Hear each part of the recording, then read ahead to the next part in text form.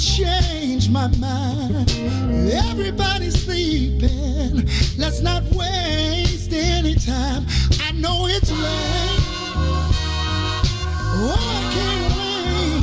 Come on and steal it. Oh, steal it.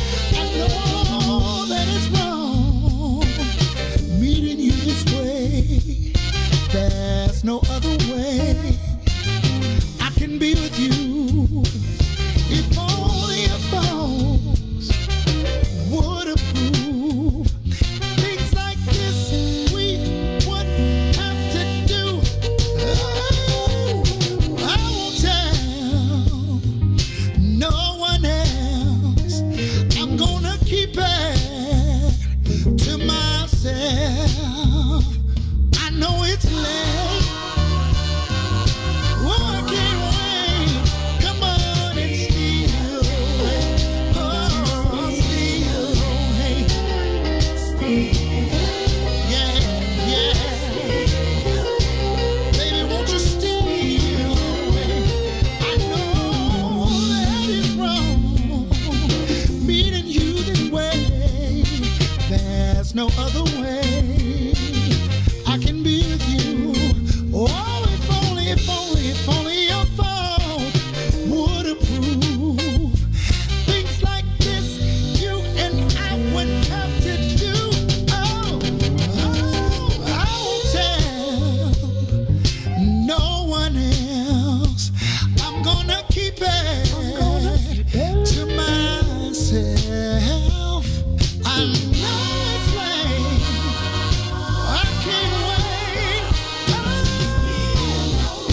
Steal away. Let me steal your love. I know a lot of folks out there trying to criticize me, but you be doing the same thing I'm doing. Oh, steal away. Don't you wanna steal away? I won't tell if you steal. I won't tell. Baby, won't you come? Yeah. I won't tell if baby, if you wanna steal. W-I-I.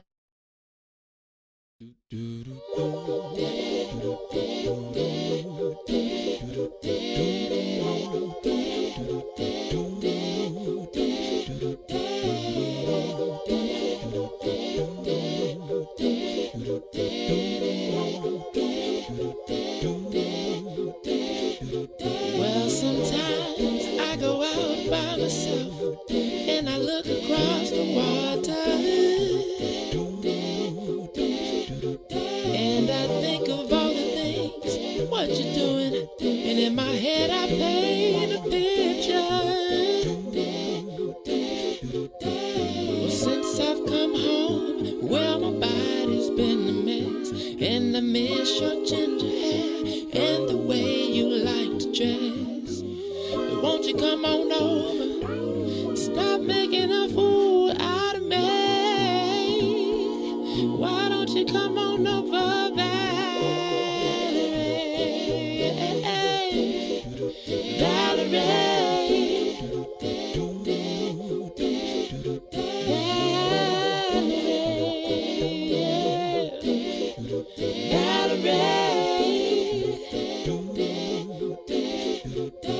Did you have to go to jail? Put your house on up for sale. Did you get a good lawyer? I hope you didn't catch a tan. I hope you find the right man who'll fix it for you. And are you shopping anywhere? Change the color of your hair. Are you busy? And did you have to pay that fine that you've been dodging all the time? Are you still dizzy? Oh, yeah. Well, since I've come home, well, my body's been a mess, and I miss your ginger hair and the way you like to dress. Won't you come on over? Oh, stop making a fool out of me.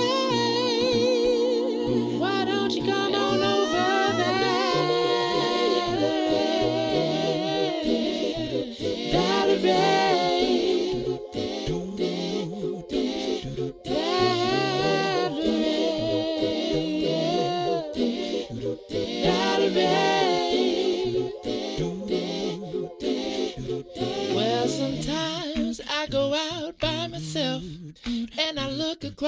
water.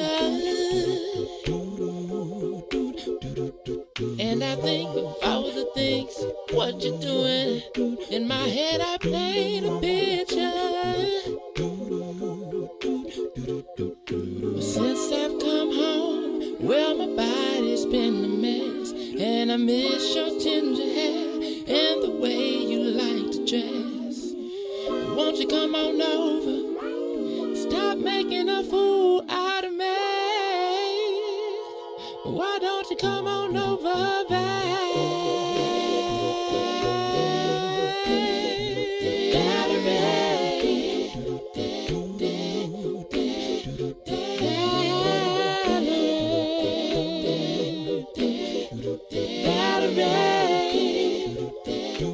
Why don't you come on over,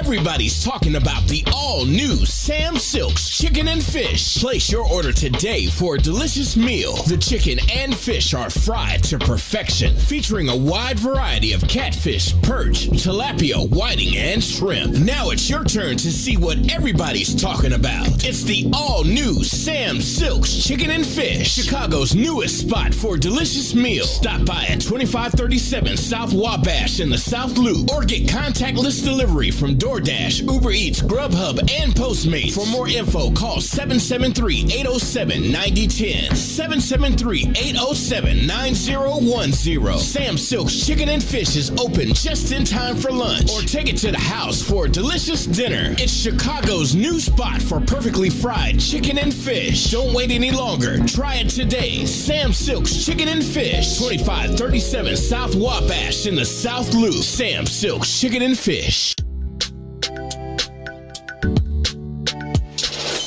Sissy's Taco Bar Pop-Up is back with more hours and more days. Check them out at their new pop-up location at The Woodlawn, located 1200 East 79th Street. Sissy's Taco Bar offers authentic street tacos infused with international soul. Now every Tuesday, Thursday, Friday, and Saturday at The Woodlawn from 12 p.m. to 7 p.m. New vegan tacos have been added to the menu too. Visit sissytacobar.com for more info. You are listening to the most dangerous show in the morning. This. He was just as tired. 50 closed schools left to be desired. Police had Anjanette naked on that body cam. They suppressed the footage so it couldn't touch a lot of hands. Reminds me of that 16 shots in that cover-up. Both of them similar, so I went and dug it up. George Floyd killed, a lot of riots happened in the town. Southside burned and they wouldn't let them bridges down. Grandmother sick, need a prescription and plus a couple groceries. You gon' have to travel just to get it now. COVID-19 out here shutting all the business down. Not enough SBA loans to even give around. So many failed businesses that you could put them in the pile. If you don't survive the pandemic, it's gonna sit you down. We sing, dance, play ball, entertain, and crack jokes. Government infested black neighborhoods with crack smoke. System that milked us so bad, we got lactose. Still trying to find out what's in it for us black folks. We sing, dance, play ball, entertain, and crack jokes. Government infested black neighborhoods with crack smoke. System that milked us so bad, we got lactose. Still trying to find out what's in it for us black folks. Shout out to Willie Wilson, hope one day you get to send it. We need some different players in the game to handle business. Too many shady characters like Madigan and Blago. But when you really break it down, it's typical Chicago. City full of gangsters, it's what the land was built on. Same streets with hood legends, DNA get spilled on. Carjackers out here lurking, trying to get they steal on. Looking for a block to put them Hellcat wheels on. Let us give bogus appraisals a red line. Car crackers out here getting minimal fair time. And up the sealed carry, I stay with the pipe. But Illinois gun laws giving minimal rights. Stay up on the swivel, make sure I'm moving tight. Check all of my mirrors when I pull up to the light. Pick my homie up from out of town, man, he caught a flight. He was hella nervous, told him, shorty, this is a way of life. We sing, dance, play ball, entertain, and crack jokes. Government infested black neighborhoods with crack smoke. System that milked us so bad, we got lactose. Still trying to find out what's in it for us black folks. We sing, dance, play ball, entertain, and crack jokes. Government infested black neighborhoods with crack smoke. System that milked us so bad, we got lactose. Still trying to find out what's in it for us black folks.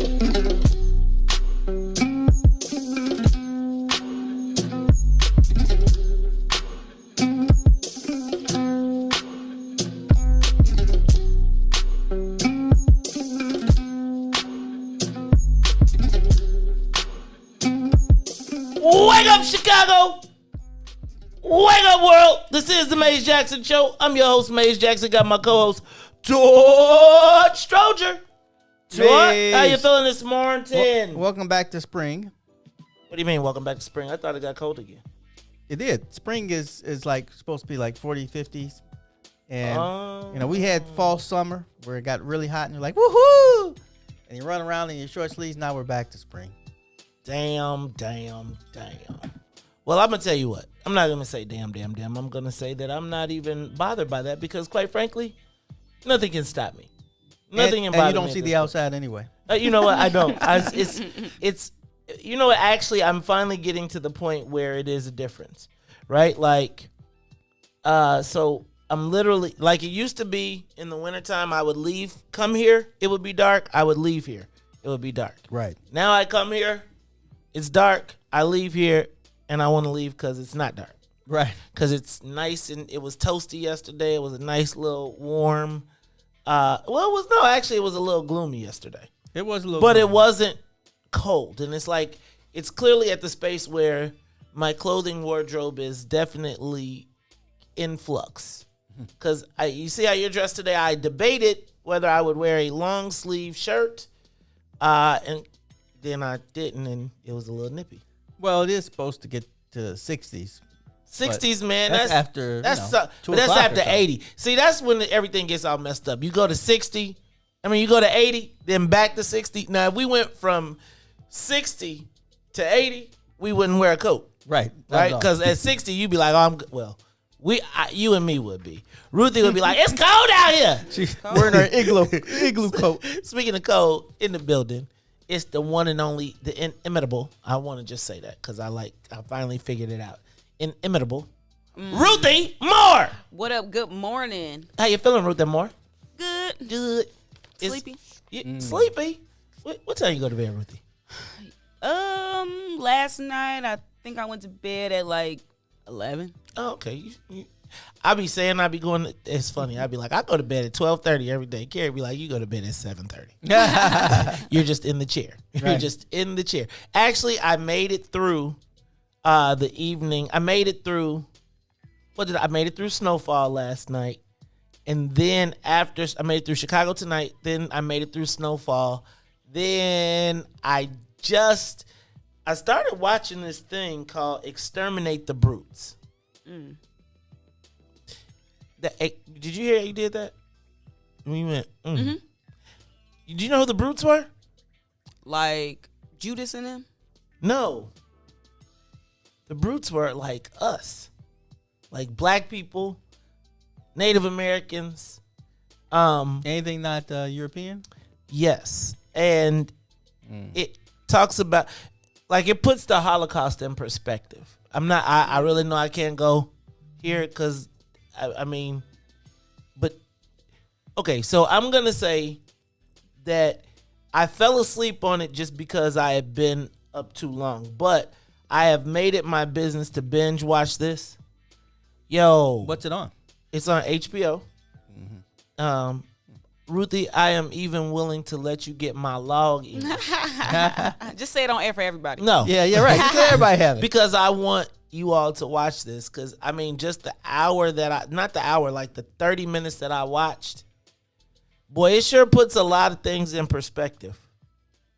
Like, so, man, okay, I'm like literally, you know how you catch, like, Snowfall went off. I was watching a replay of Snowfall, and it was on HBO, so I just start watching this documentary. It's in the last 10 minutes, and in the last 10 minutes of it, can I tell you that my jaw was on the ground, and it was like, them Germans, boy, you got to watch them bad boys throughout history.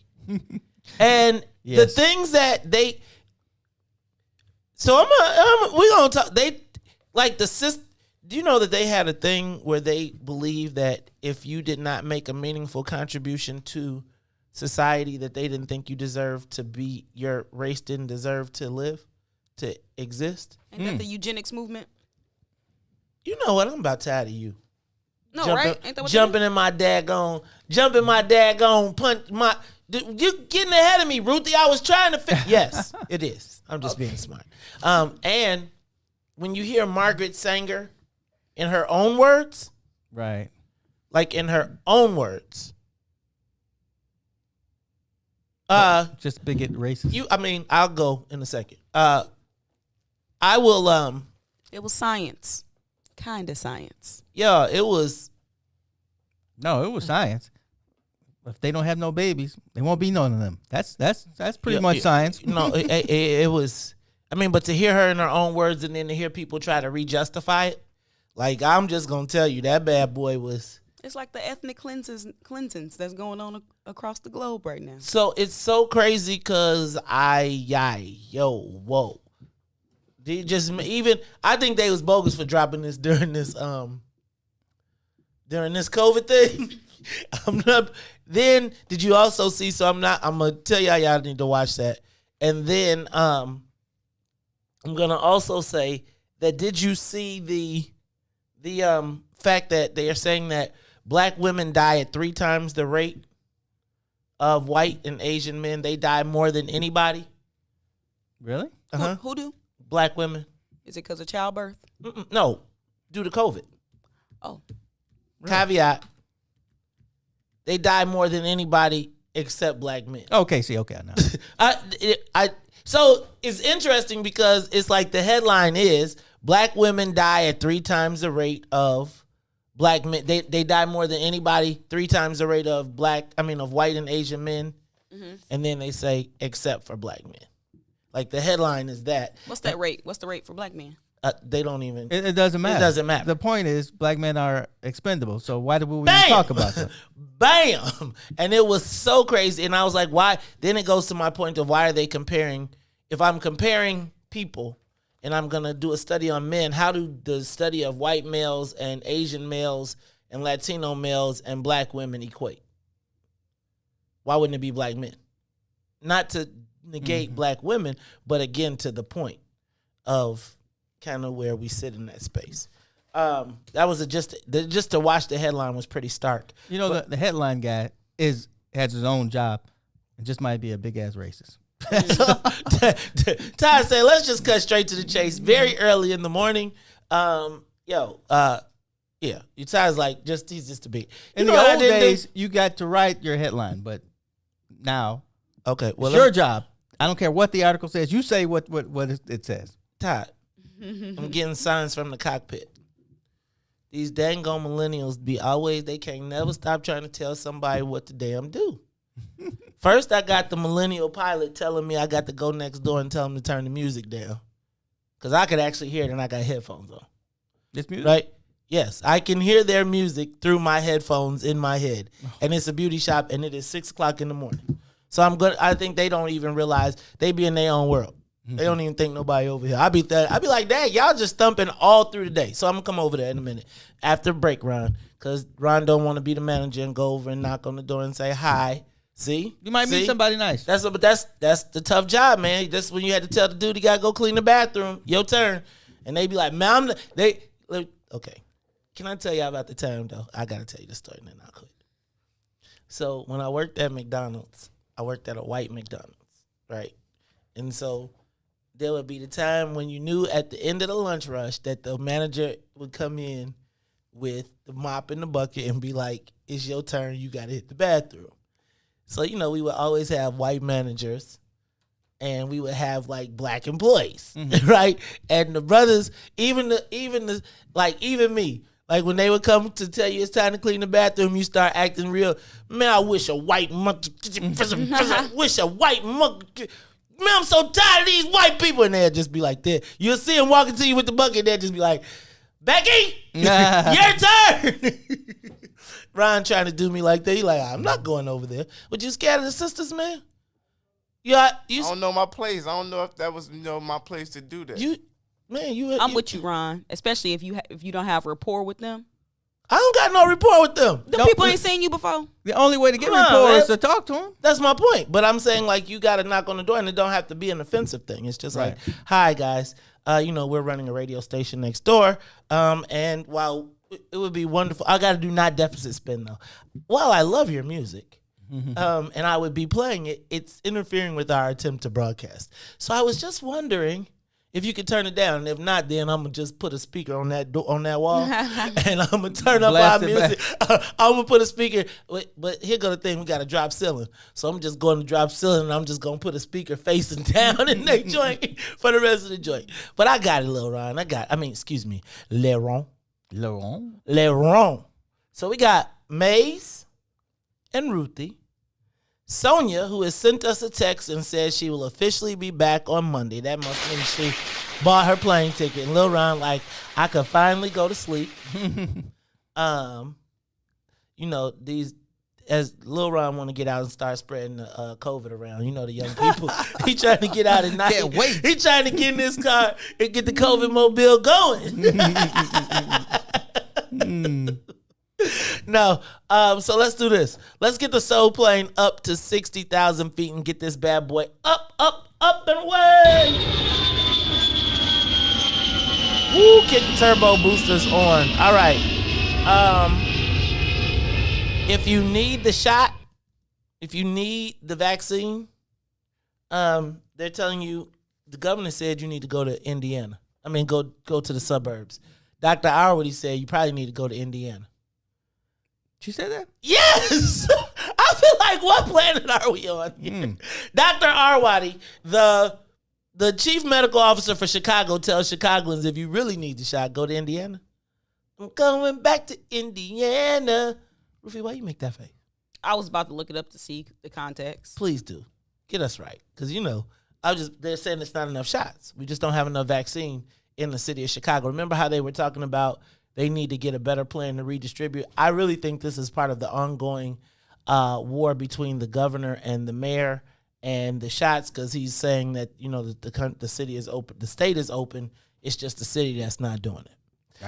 Right? And I think they're playing with this. So I'm just telling you. I just think that. I'm going to let Ruthie get me straight, though, in case I missed it. I don't see it. I don't know where you got that from. What? The story? Yeah. Chicago Sun-Times. Sometimes. Look at the Sun-Times. It's Sun-Times. No, I think it may be Tribune. I think it may be the Tribune. Upper left corner if you go to Tribune.com. Let me get your login. See? You ran out of your stories? The downside to paywalls.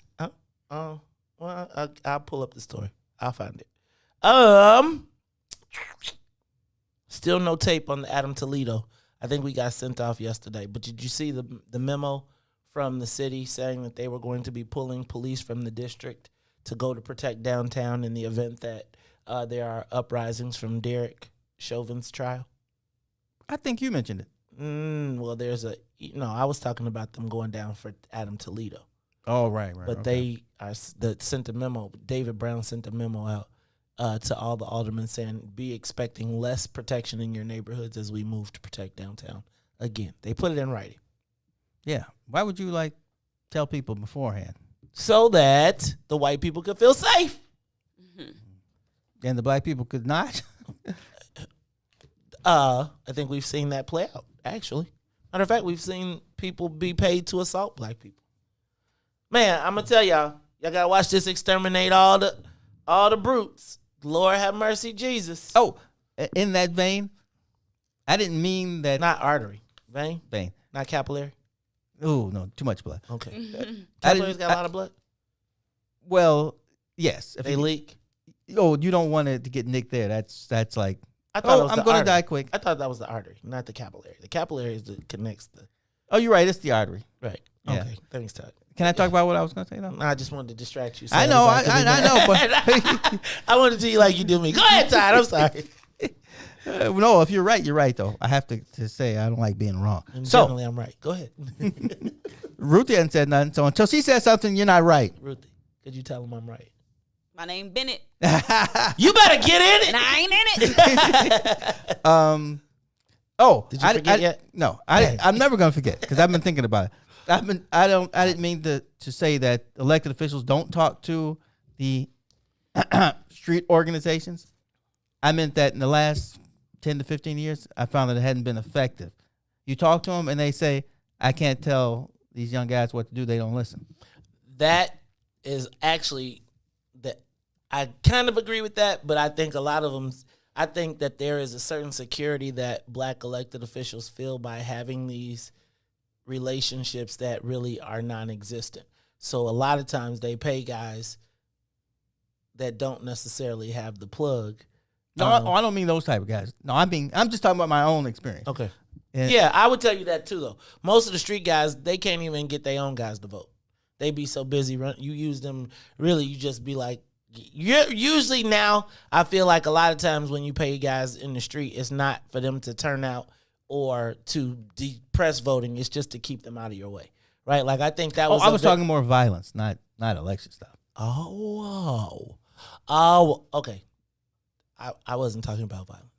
I won't talk about it on radio. So that was Todd Stroger, the words and opinions voiced by... I don't mind. Shoot. I live in the city. Shoot, no, I'm going to talk about Todd violence. Stroger's all Todd Stroger. He's talking about shooting me. No, I'm just a radio guy, just minding my own business. No. I wouldn't be able to sleep if I shot you. Not me!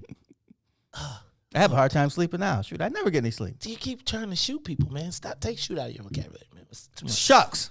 Oh, shucks. Okay. My wife doesn't like when I say things like that. She's Shucks. Like, who are you? You can't say this stuff like that in public. Shucks. And darn it. That's so funny because shucks. I think if you was a black kid and you said shucks, oh, shucks, you might get slapped. Yeah, that's what I'm saying. Yeah. Shucks is like, shh. Like, you know how, let me tell you, one of the things I learned growing up in Bolingbrook is white kids get away with a lot of stuff that black kids will never. Get away with. And the white kids would be saying all the words close to, like they would say what the frick. Could you imagine, I remember one time. No, that's just too close. Right. You can't, I remember I said doggone it one time.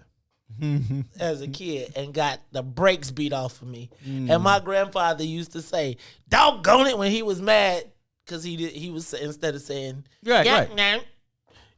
You picked it up. I'm doggone it. I'm about 6 years old walking around here like, doggone it, I told you. What? Okay, no more. I still be thinking twice about when I curse. Right, okay, I'm through. All right. You're right. Capillaries are actually really small. Yes, they're very small. They connect the veins to the. Sometimes it takes me a longer time to get back to like 8th grade. 8th grade. See, you get Todd. Okay? I'm not even gonna go there. Did you know that the barber? You know that red, black, and the red, blue, the red and the blue, white, and the white on the pole are about when the barber used to be the dentist and the doctor. Yeah. And that's why the chair used to let back. Because he'd take your tooth out and commit a surgery on you at the same time with that razor. Yes. That the barber was at one point the doctor. Did you know that? That's probably why we register barbers today. Right. Because why else would we? Mm-hmm. Right. And that's why brothers go to jail and can't get a license to be a barber. Ain't that crazy? It is, because they don't do that kind of stuff anymore. Right. They be like, they give me a straight line, boy. And the brothers in the bar, brothers from the coming home, they be like, you can't mess up a haircut. Mm-hmm. Right? So they got extra motivation. So they should take the brakes off of that. All right. Former NFL player Phillip Adams kills 5 and himself. I wonder if they're going to... CTE. They're going to... Well, yeah, take his brain. His father said that football ruined him. He said he was a good boy. That boy was good, but football ruined him. I am every day and day in and day out, I am convinced that football will become a sport of the expendable, that people will continue to watch, and we will feed our children to the machine. I am definitely evolving on football. We do that for every sport. What? I mean, we like to say that, oh, man, look at Anthony Davis. How many Anthony Davises are there, really? Right. But I think there's a difference between basketball and football. I think that football is about as close to gladiation as you're going to get. And as long as they put the bubble around the white guy who plays, the quarterback, right, then the rest of the bodies become expendable. And I was just thinking about that. Like, yeah, it is tough. Oof. I mean, I love football. Yeah. But I am thinking I was just thinking about all the white moms who be like, my son's not playing. He's playing lacrosse now. Well, probably playing soccer. Right. I mean, think about St. Ignatius built a I'm not trying to shade Channing Nations, but the richest school. That's between you and the Jesuits. the richest school built a lacrosse field. They didn't. I mean, I know they already got a football field somewhere.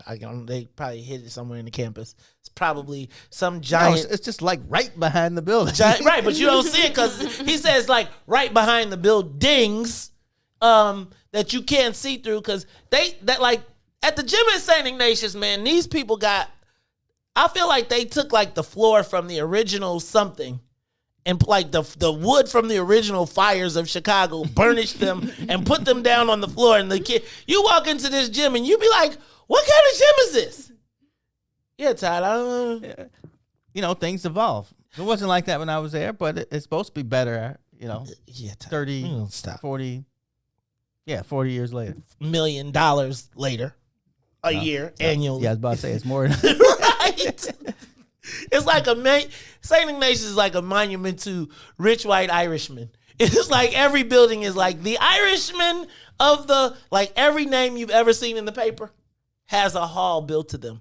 And it's interesting now that I think about that. And I'm Ruthie, good God. I feel like watching that Exterminate All the Brutes yesterday gave me a much clearer understanding of your mind process on. Jeez, you and brutes. It gave me a much clearer thought process on the statues and these monuments and these people and like the people that we revere in height, like that, like they paid to erase their treachery. Yeah. It's like I ain't never looking at Daniel Boone never again the same. It's the Mace Jackson Show. We will be back after these messages. Man, you saw a lot in 10 minutes. WIIFTBPM. WIIFTBP. Media's just for you and me. WIIFTBP. Media's just for you and me.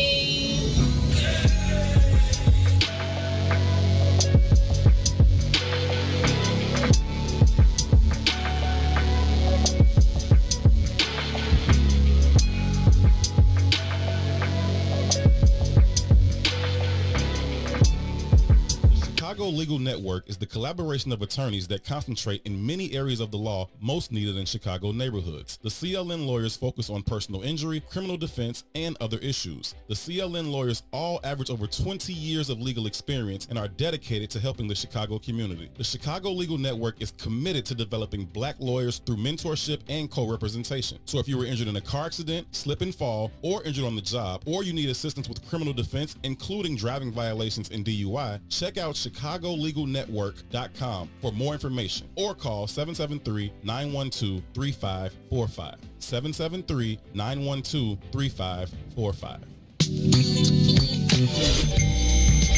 This is Tori Muhammad, and we want you to tune in to the Tori Muhammad Show that airs here on What's in It for the Black People Media every Monday and Friday from 11 a.m. to 1 p.m. We talk and celebrate black-owned businesses, black entrepreneurs, and we talk to some of the best people in the food industry here in Chicago, black chefs, black restaurateurs. So make sure that you tune in to us every Monday and Friday from 11 a.m. to 1 p.m.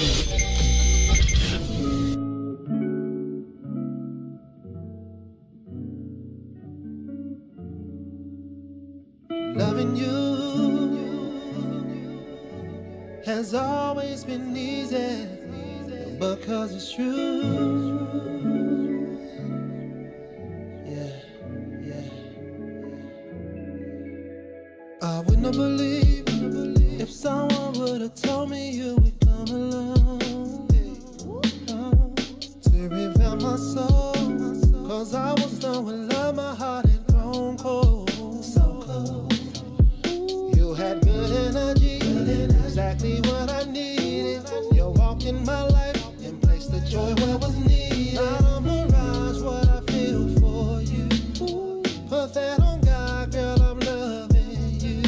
Said it's easy to love, easy to love, easy to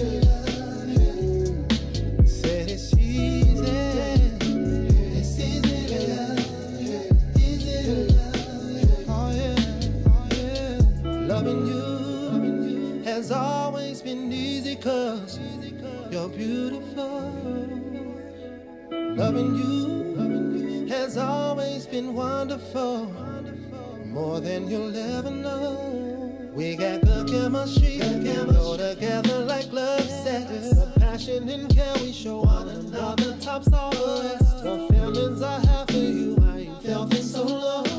What we share together, baby, the bond is so strong. It's no facade of what I feel for you.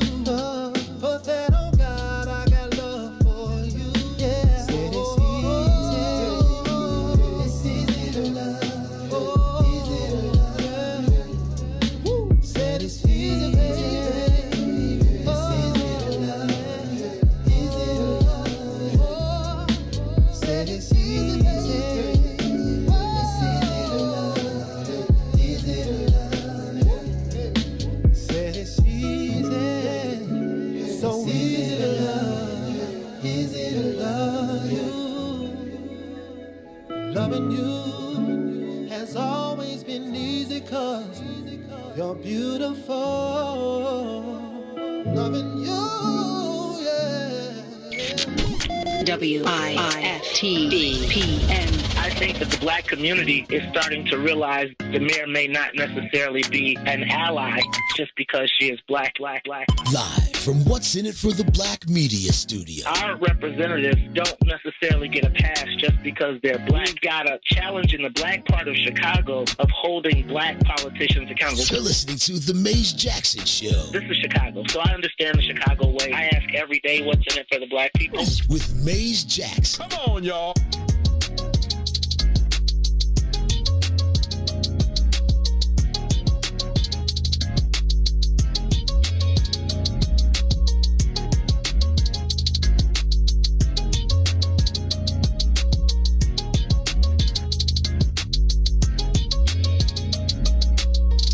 You are listening to the Maze Jackson Show. I'm your host, Maze Jackson. Got my co-host, Todd Stroger. Ruthie Moore sipping her tizzy. That's tea? Coffee today. Coffee. Coffee, tea, or milk. Coffee, what is it? Coffee, tea, or milk? Yeah, is that what they say? Would you like coffee, tea, or milk, sir? Is that what they say? Coffee, tea, or when you go to the restaurant? Now, I don't know, because we ain't been to the restaurant so damn long. Right. Can I take your order? What you want? What do you want? Dang, nabbit. We ain't got no. We ain't got none of that either. And we ain't taking cash right now. What you mean you ain't taking cash? No, shoot, that's so funny. Because it's like you go to the white neighborhoods and they say we don't want cash. You go to the black neighborhoods, they be like, all we taking is cash. You know, when that coin shortage was popping, nobody was really taking cash. Really? Had to pay with cards or have exact change, or you could donate your leftover change. Oh, dang, Ruthie, what was this at? Must have just been in my neighborhood, huh? You know how to eight. I'll let you finish that. They be doing y'all. All right, y'all. This Frank wants you to know that Prince Philip died. Look at my face, Frank. Who? One of the royals? They gonna let Archie and them come to the Queen, queen. Right? the Can Queen's Archie? husband. Right? Come on Does now. Archie come? Man, yeah. See, look at Todd. He already on. He done forgot about them kicking the black people out. That the gray people. I mean, the kicking the people out the White House. Meghan Markle. And we don't nobody care about Prince Philip. Bye. Dang. The king of white supremacy just died, and we like. Well, he's a minor figure. I mean, He is the. he prince, don't get to make no rules. He's the prince of white supremacy. Dies today. And in other news, shout out to my man Frank though, president of the phone club. Gee, Frank, you got me in trouble. Will the CPS high schools open? It's funny we're laughing at CPS, but the challenge is like really. Like, honestly, like, they're talking about closing the state back down because our COVID rates are higher than Texas's, by the way. We are now at 5.1. We are now in January. Now, I just want to remind you what the rhetoric was in January. We will not go anywhere until we get this under 3.2. Man, they like, yeah. No, y'all better go to the restaurant. We're having summer festivals. Y'all can have some festivals too. Yep. You festival. I'm telling you what. You know where the festival gonna be? On my roof. I'm about to go. I'm about to spend some time this weekend. Excuse me, working on my rooftop garden and making sure I don't got no dandelions, cause I got a feeling I'm gonna be on the roof all summer. Yes, I'm gonna be on the roof. We gonna have movie night. I'm gonna be calling people like, yo, y'all could go. Y'all could watch. I'll put the big screen on the roof. Y'all park in the parking lot. But yeah, nah, I'm not feeling the whole. You ain't going nowhere this summer? Yeah. I'm going to Jamaica. Did you know somebody told me I can't go to Jamaica because I'm going to take the money to Jamaica? I spend every daggone dollar I got. It ain't no vacation. Where's the black vacation place? Please tell me. Please tell me. In the country or outside tell of the country? Tell me where I can go spend my money with black people for vacation in the country. You can go to Atlanta. Well, where the COVID rate? Okay, go ahead. Kill myself. Go ahead. You can go to Atlanta. You can go to D.C. My challenge is you can give everything to everybody all day long, and then you want 2 minutes.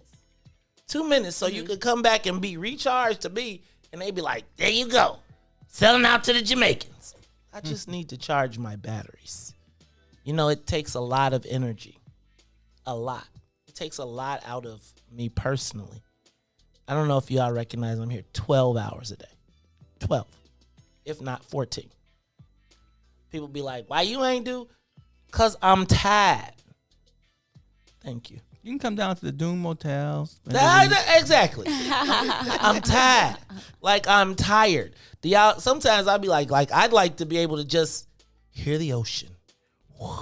And just not have to think about the dooms of the world for 7 days and then come back and be like, join the fight.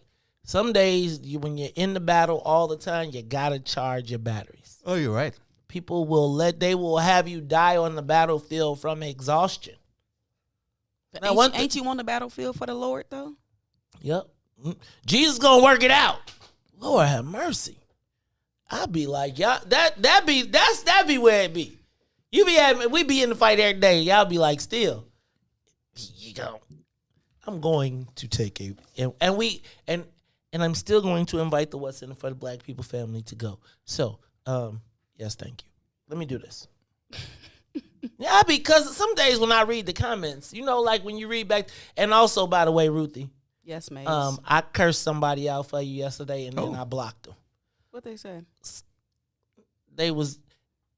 They said what probably a lot of us was feeling about you and your white man husband. But I was like, only I can think that.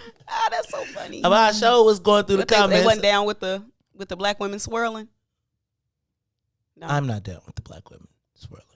I'm just not going to allow anyone to talk to you like that. You be you, Ruthie. You find somebody who... You better be you. You know, if I would have seen that comment, I would have clapped. You know, I would have said something. Ruthie, but that's... So make sure you tell me who it was on break. You're not going to be able to see them no more. They gone. They might be my friend or something. They're not your friend. Oh, okay. They're not your friend. First of all, they probably live in a cave. I'd be like, some days I'd be like, these people who ain't been outside in like 3 years before it was a COVID, they be all they got is time to. All they got is the internet. Right. I see that means man. I gotta stop reading the comments. Y'all gonna make me stop reading the comments one of these days. Or no, actually, what you gonna do is have me read them out loud and respond to you personally, like, and make you famous. Cause some of y'all want to be famous. I'm gonna help some of y'all be famous. All right. And not in a good way. But you know, black people don't understand the difference. Infamy and fame is the same to black people. They be like, yeah, I'm on TV. I'll take it. I'm on All TV. right. But speaking of black people, social media question of the day, which I'm sure Ron has got ready because he knows this is the time, and I need to have the big voice because it's not the same when I ask the question. You know, because the question that I be trying to ask is this. It's time for the social media question of the day. How do you determine what is fair? You know, I think so. I want to start drilling down on some of our common language usage, right? So that I can make sure, because I think sometimes I generally feel like I think I know what I'm talking about until I talk to somebody and they be like, that's not what I was talking about, or that's not what I meant. And so I was thinking about fair. right? Like, because I was trying to get to what does a black person have to do? Like, how do we start building our construct? I think yesterday, I do think that Salim agreed with me at some point. You know, everybody be like, when Salim say it, then it's all good. You mean I'm straight. But I do think Salim said yesterday that there really is not a black construct.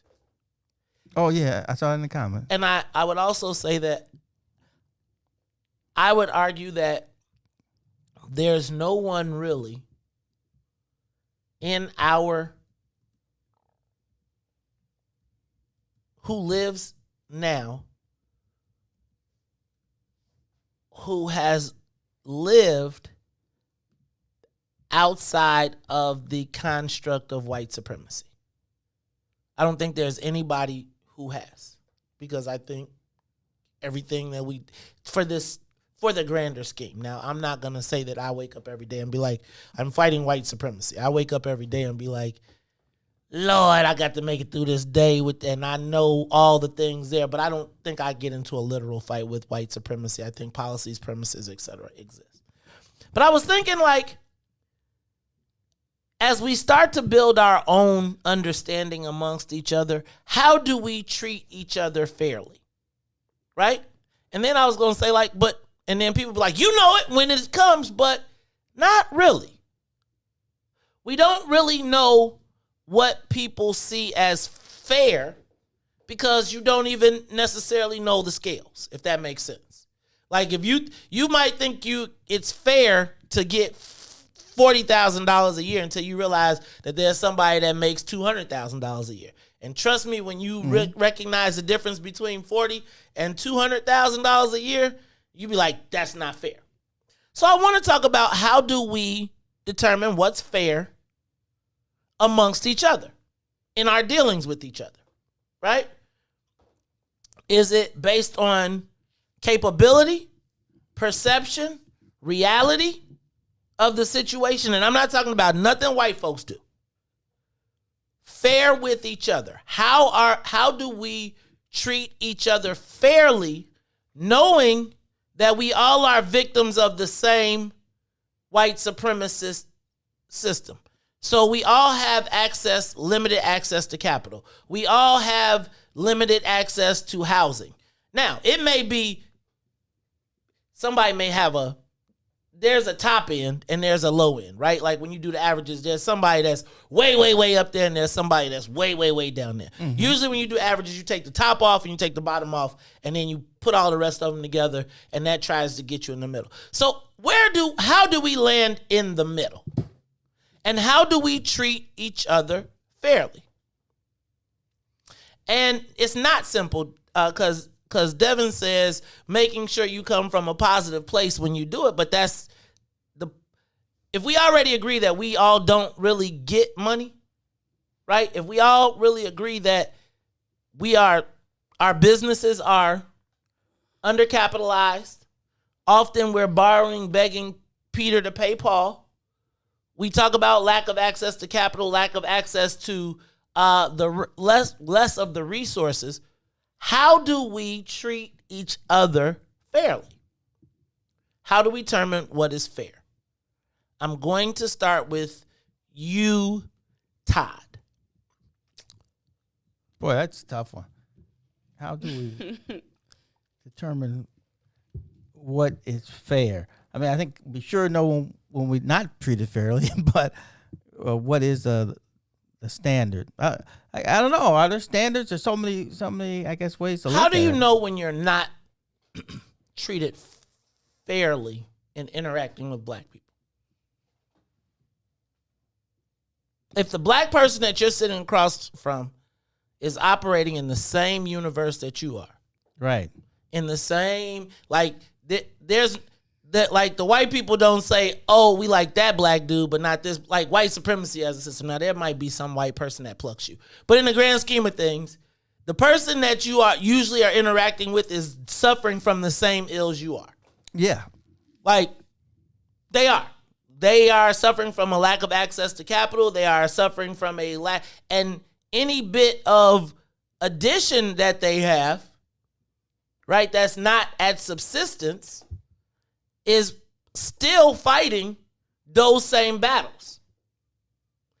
How do you treat, if the person that you're talking to is in the same situation as you, how do you determine fairness? Ruthie. I think those are really abstract questions. I think fair is an abstract thing, though. But I would ask a question that is not answering your question, but asking an additional question is how is it determined that the two people have the same equal thing in the first place? That's my point, though. Like how? I mean, again, how did no. You asked how do you if we're all in the same position, how do you determine what is fair? Well, I would say, well, what is the position? The position is being a black person in America. Okay. So how do you determine what's fair? In what context? And are we talking about fair access to housing, or I'm talking about fair access to breathe air that ain't got chemicals? I'm talking about fair to each other in our interactions with each other in whatever way that it is. Fair to each other. I just want to say, how do we interact with each other fairly? I think it's based on perception. And I also think that it is based on like what the common goal is. Like, is this a friendship? Are we business partners? Like what's the common goal? So I think once the common goal is established, then you can kind of put parameters around what would be fair or not fair, because it's contextual.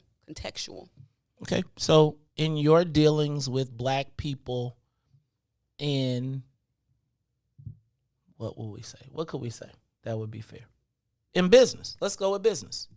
How do you interact with black people fairly in business? That's a good one. I would say, yeah, in business. Because I would often say that usually in business, somebody's got the advantage, somebody's got the disadvantage.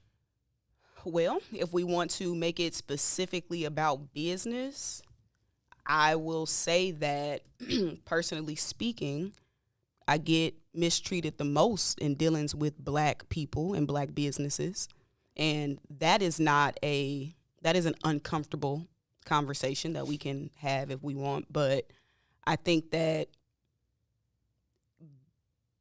I have always strived to treat people a certain way, which is what I would deem to be fair.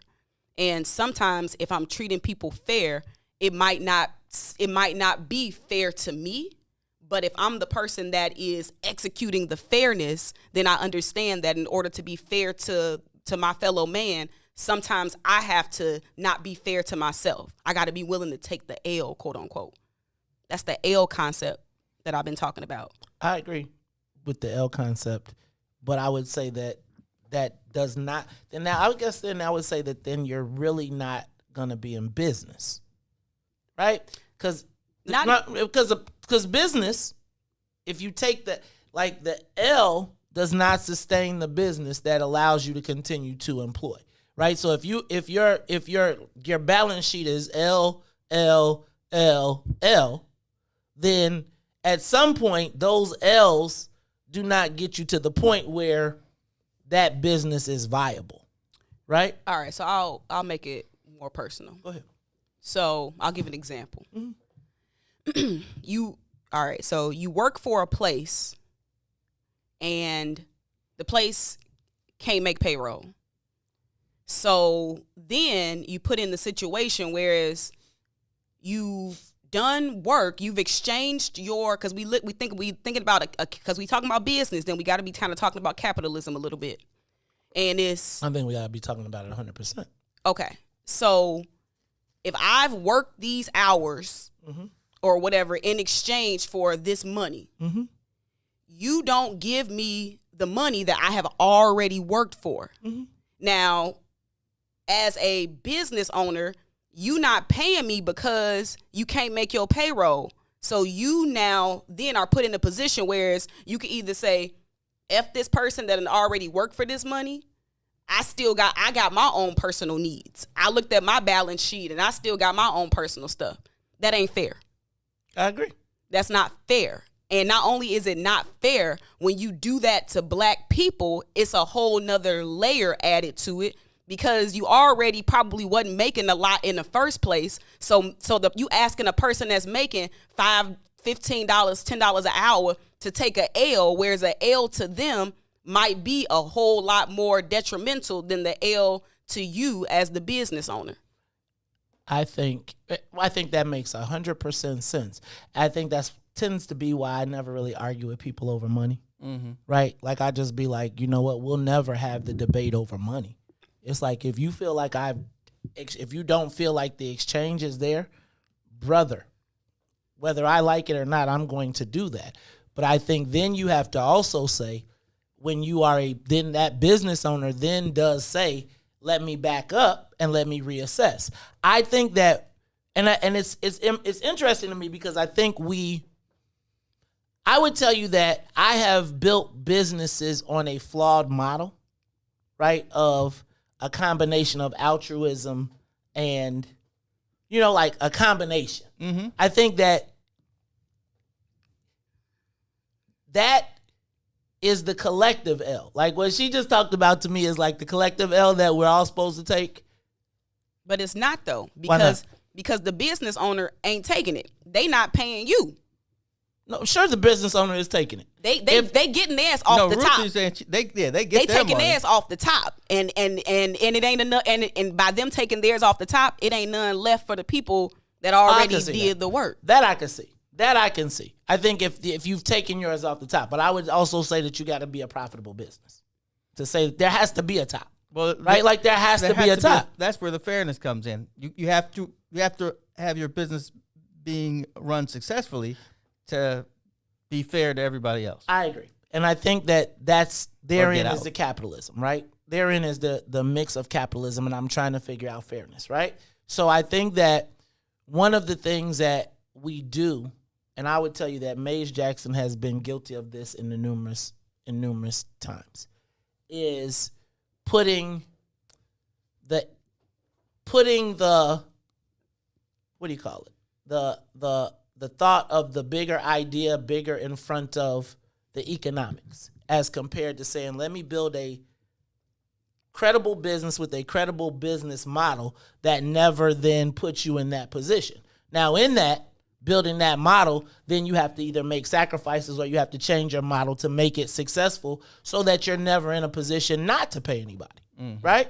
So if you're not in a position not to pay anybody, then you don't put that, you're not in that scenario. But I still want to know, like, what is fair? Like, if you had the opportunity to not work, right? If you had an opportunity to not work, like if the government said, we'll pay for your house, your food, your shelter, and we'll give you a salary, would you not work? What would that be? Like, what would be fair?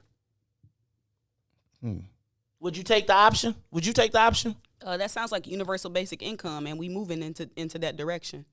I think that, no, we're moving to it, but would you take the option? Yes. I wouldn't. Yes. Depends on how much of a salary I'm getting. How much? So the salary is separate from the. So they're going to pay for your food, your shelter. They're going to pay for you a house. They're going to give you enough money for food. They're going to give you a universal transportation card, right? And they're going to give you everything that you need. Then the salary. And you're going to get $50,000 a year on top of it. But that's your income. Like, you can't get better. Yeah, right. This is it. That's it. No, I'd prefer to see if I can get better. But it's not working mean you can't do anything. Like, you can still work. Like entrepreneurship, if you wanted to, even if you was getting that salary. I think you could be an entrepreneur. I don't think you get a job. Well, I guess you could get a job too. You could get a job.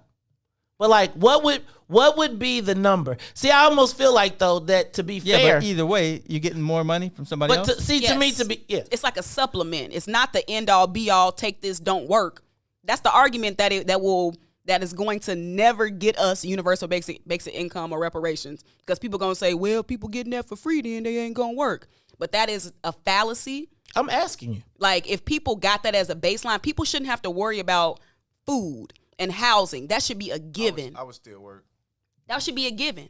And you should be able to work, and then with the money that you earn, you should be able to go buy real estate, invest in other things, make more money.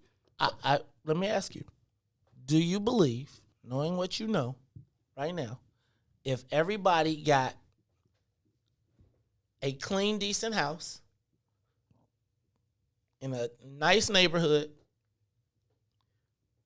they gave you your food, they gave you your income, and they gave you a card that allowed you to transport, how many people do you think would actually work? Yeah, there'd be a whole bunch of people working.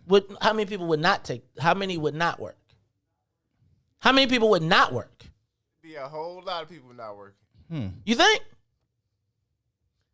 I don't think the world would be much different than it is now. There'd be people who don't. I'm saying work. black and There'll be white. people Actually, who I think wanna take your money. Let me ask a question.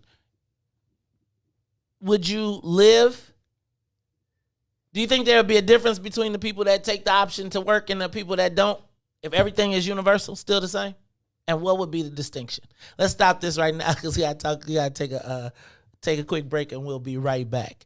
This is the Maze Jackson Show. WIFTDPM. Introducing your trusted source for high-quality black emojis, better known as Blackmoji. We believe black is beautiful, and that beauty should be reflected in the digital market. Now there is an app that does just that, starting with Black Greek letter organizations.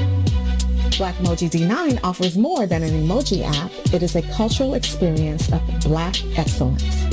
Download the app in the Apple or Google Play Store to access a specially curated catalog of emojis representing the Divine Nine.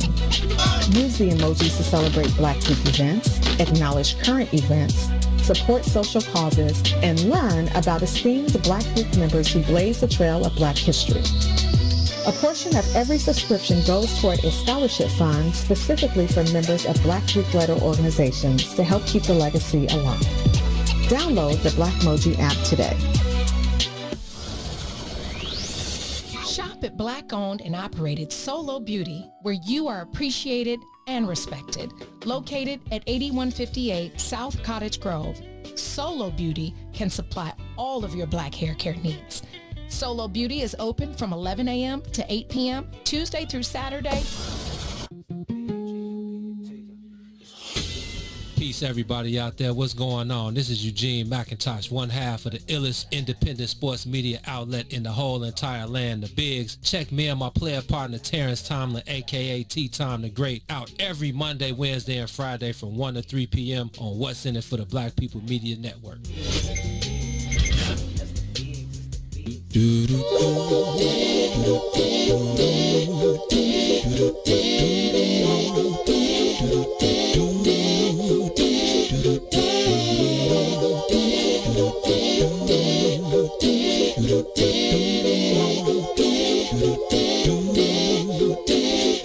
Well, sometimes I go out by myself and I look across the water,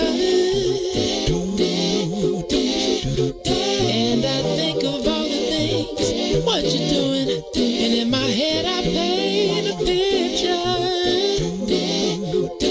Well, since I've come home, well, my body's been a mess, and I miss your ginger hair and the way you like to dress. But won't you come on over? Stop making a fool out of me. Why don't you come on over,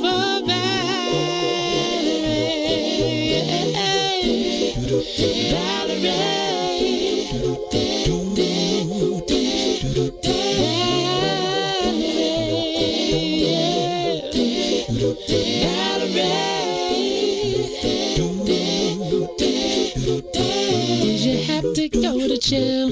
Put your house on up for sale. Did you get a good lawyer? I hope you didn't catch a tan. I hope you find the right man who'll fix it for you. And are you shopping anywhere? Change the color of your hair.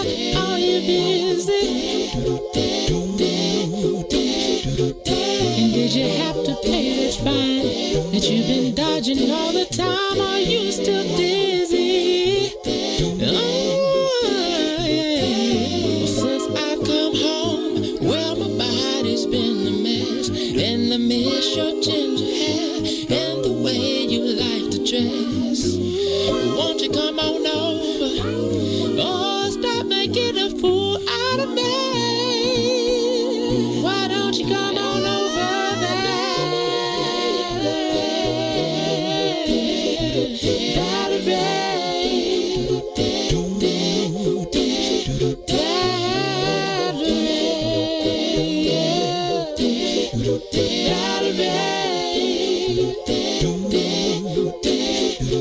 Well, sometimes I go out by myself and I look across the water, and I think of all the things what you're doing. In my head I paint a picture. You are listening to the most dangerous show in the morning. This is What's in It for the Black People Radio. Maze Jackson. Maze Jackson, the most vociferous advocate for black people in the world.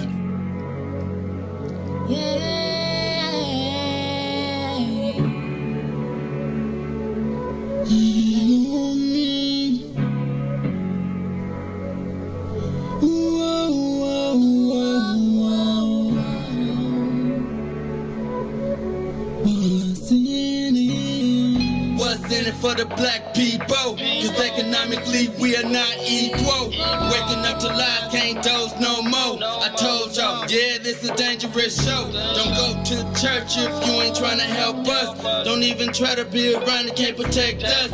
We see the lies now of the politicians. We need money and no symbolism. It's Maze, it's Sonia, and Ruthie, and Todd, explaining how we all come from God, giving us tools to beat the odds. If we united, our movement gon' stop. If they ain't tryna help us, they ain't tryna do nothing. We gotta do something, we gotta stop running. It's time to confront the problem. Really, you expect your oppressed to solve them.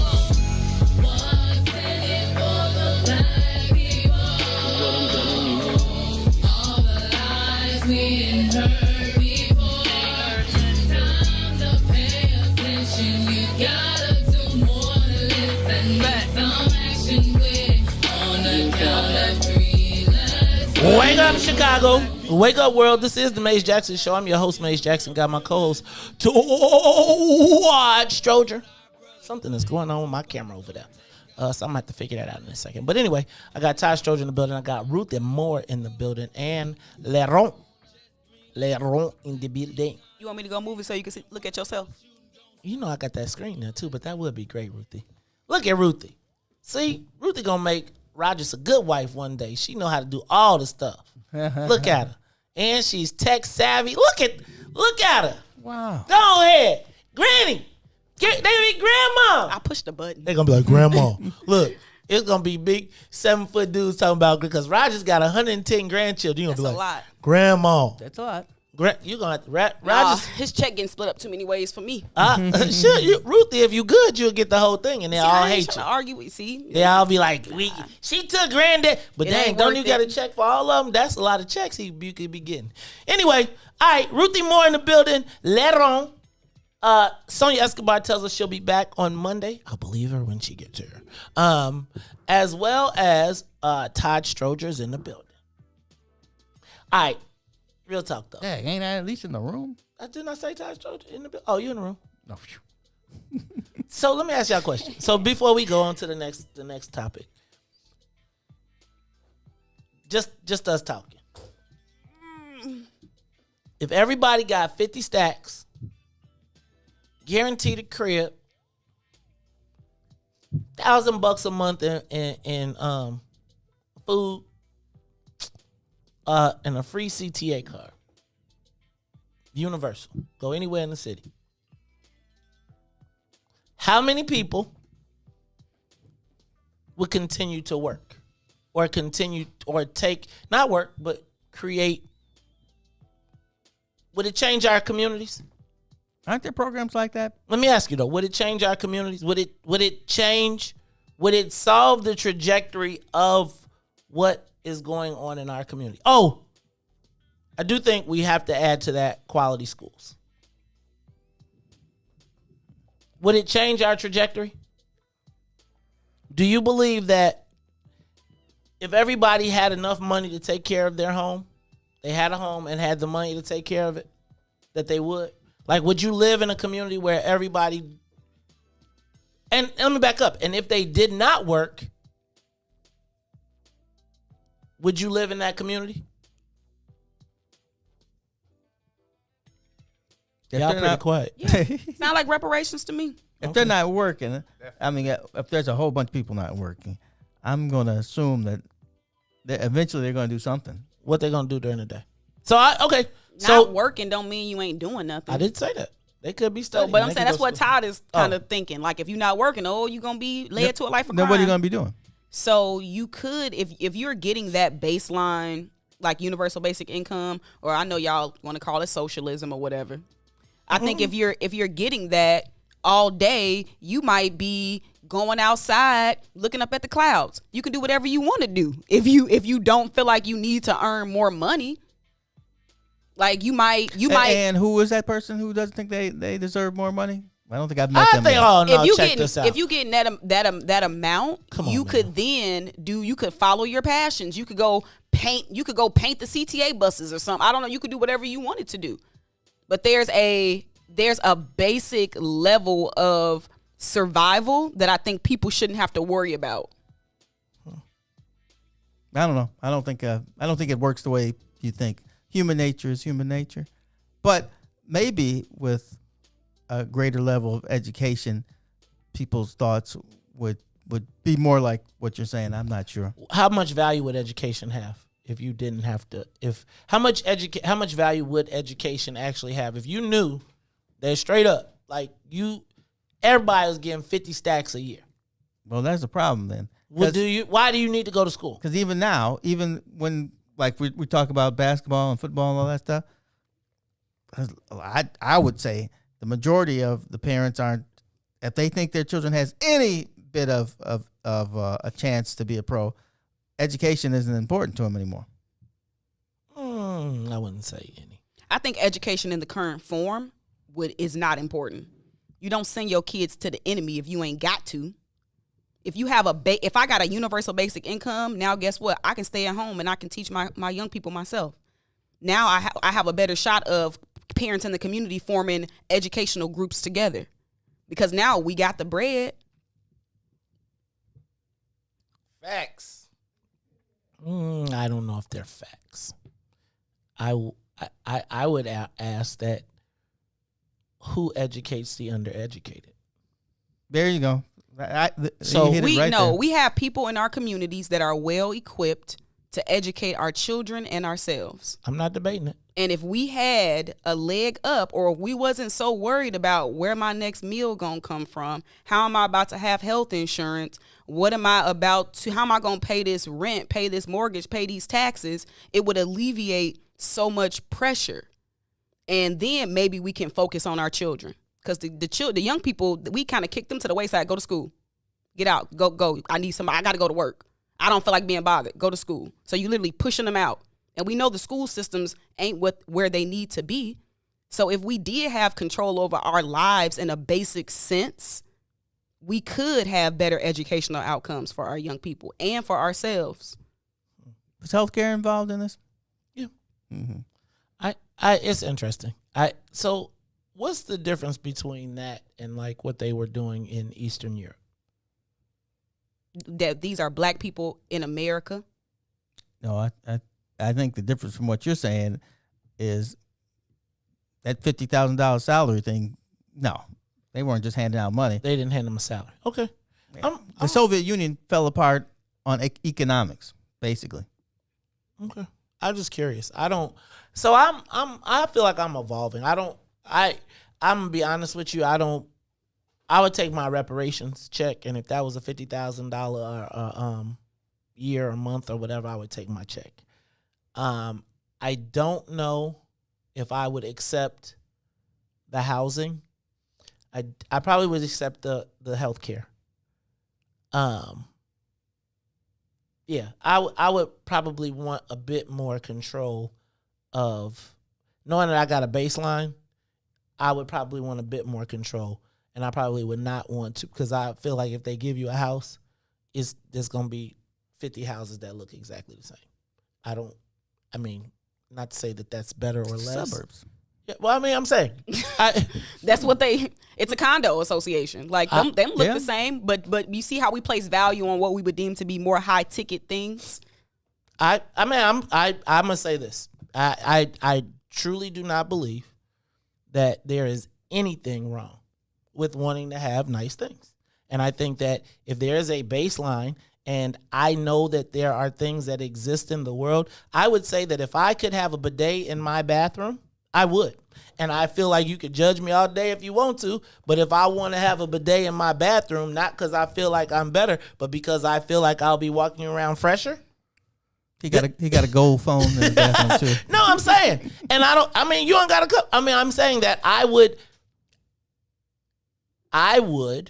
want the option to. I feel like that's a baseline, and I always feel like there's more.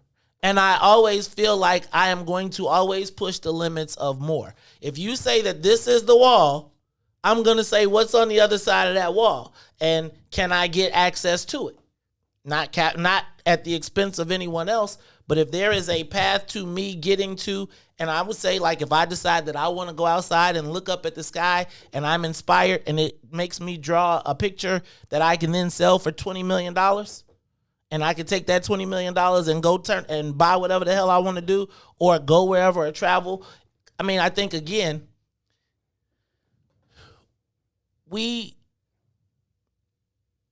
there would never be fair. Because even if I gave you a baseline, then it's like I'm judged because I took the baseline and said, okay, I still want to aspire. No, you wouldn't be. So, you can. Like, but if you just was like, why you put the value? Look and see how you put the value on. I said, man, I'm with everybody being treated, so nobody has to worry. No, you said I don't want no house that look like everybody else's.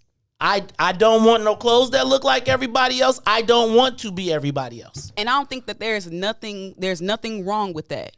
Okay. And under the system of the way that we're talking about universal basic income and universal health care and all these things, you can still go out and get your own stuff. So then and I just said everybody gets that. And then it was like, see, and maybe I'm getting stuck on this, but it goes to my point, right? I was like, give everybody everything they need. So nobody is hungry. Nobody has to worry about anything.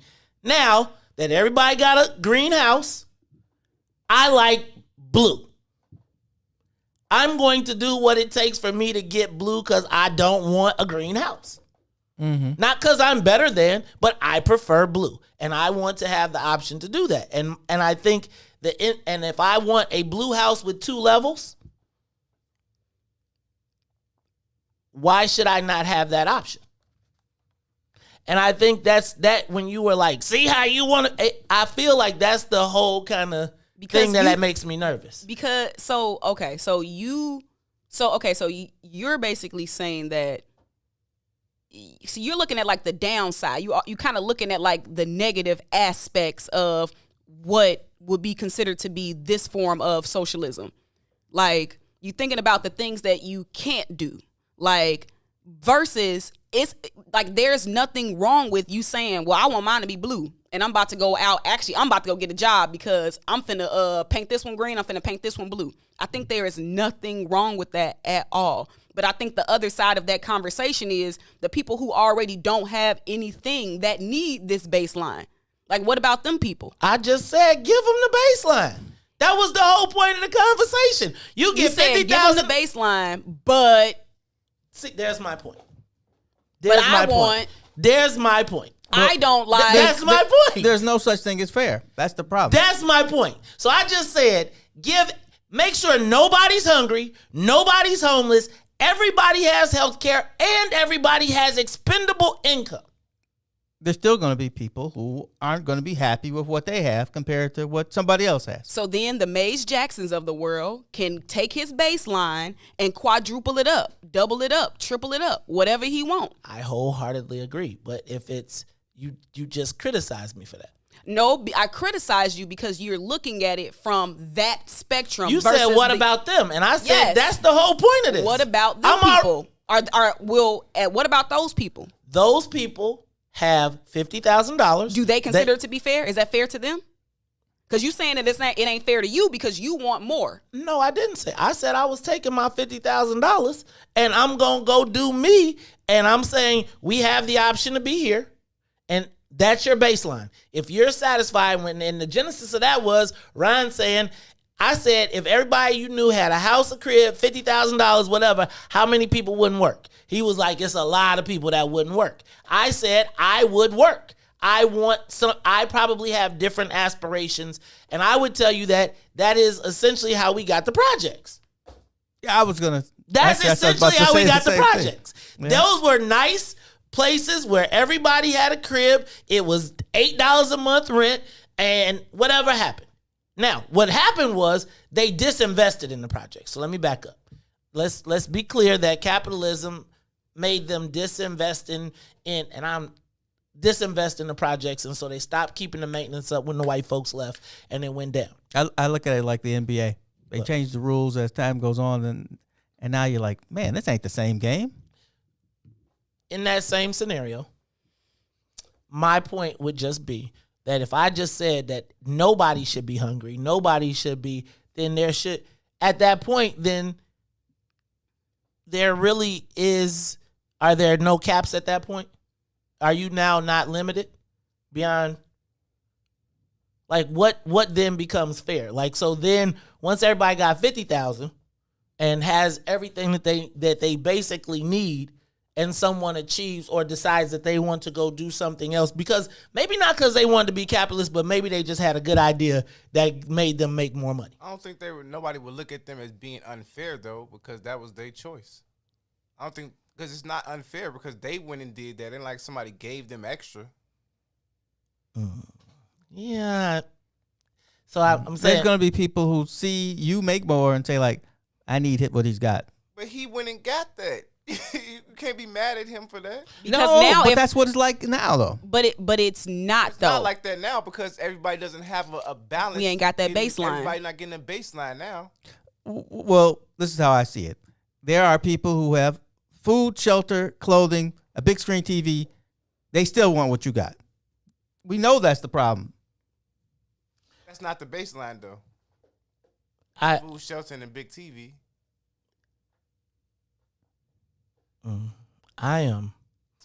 So I think that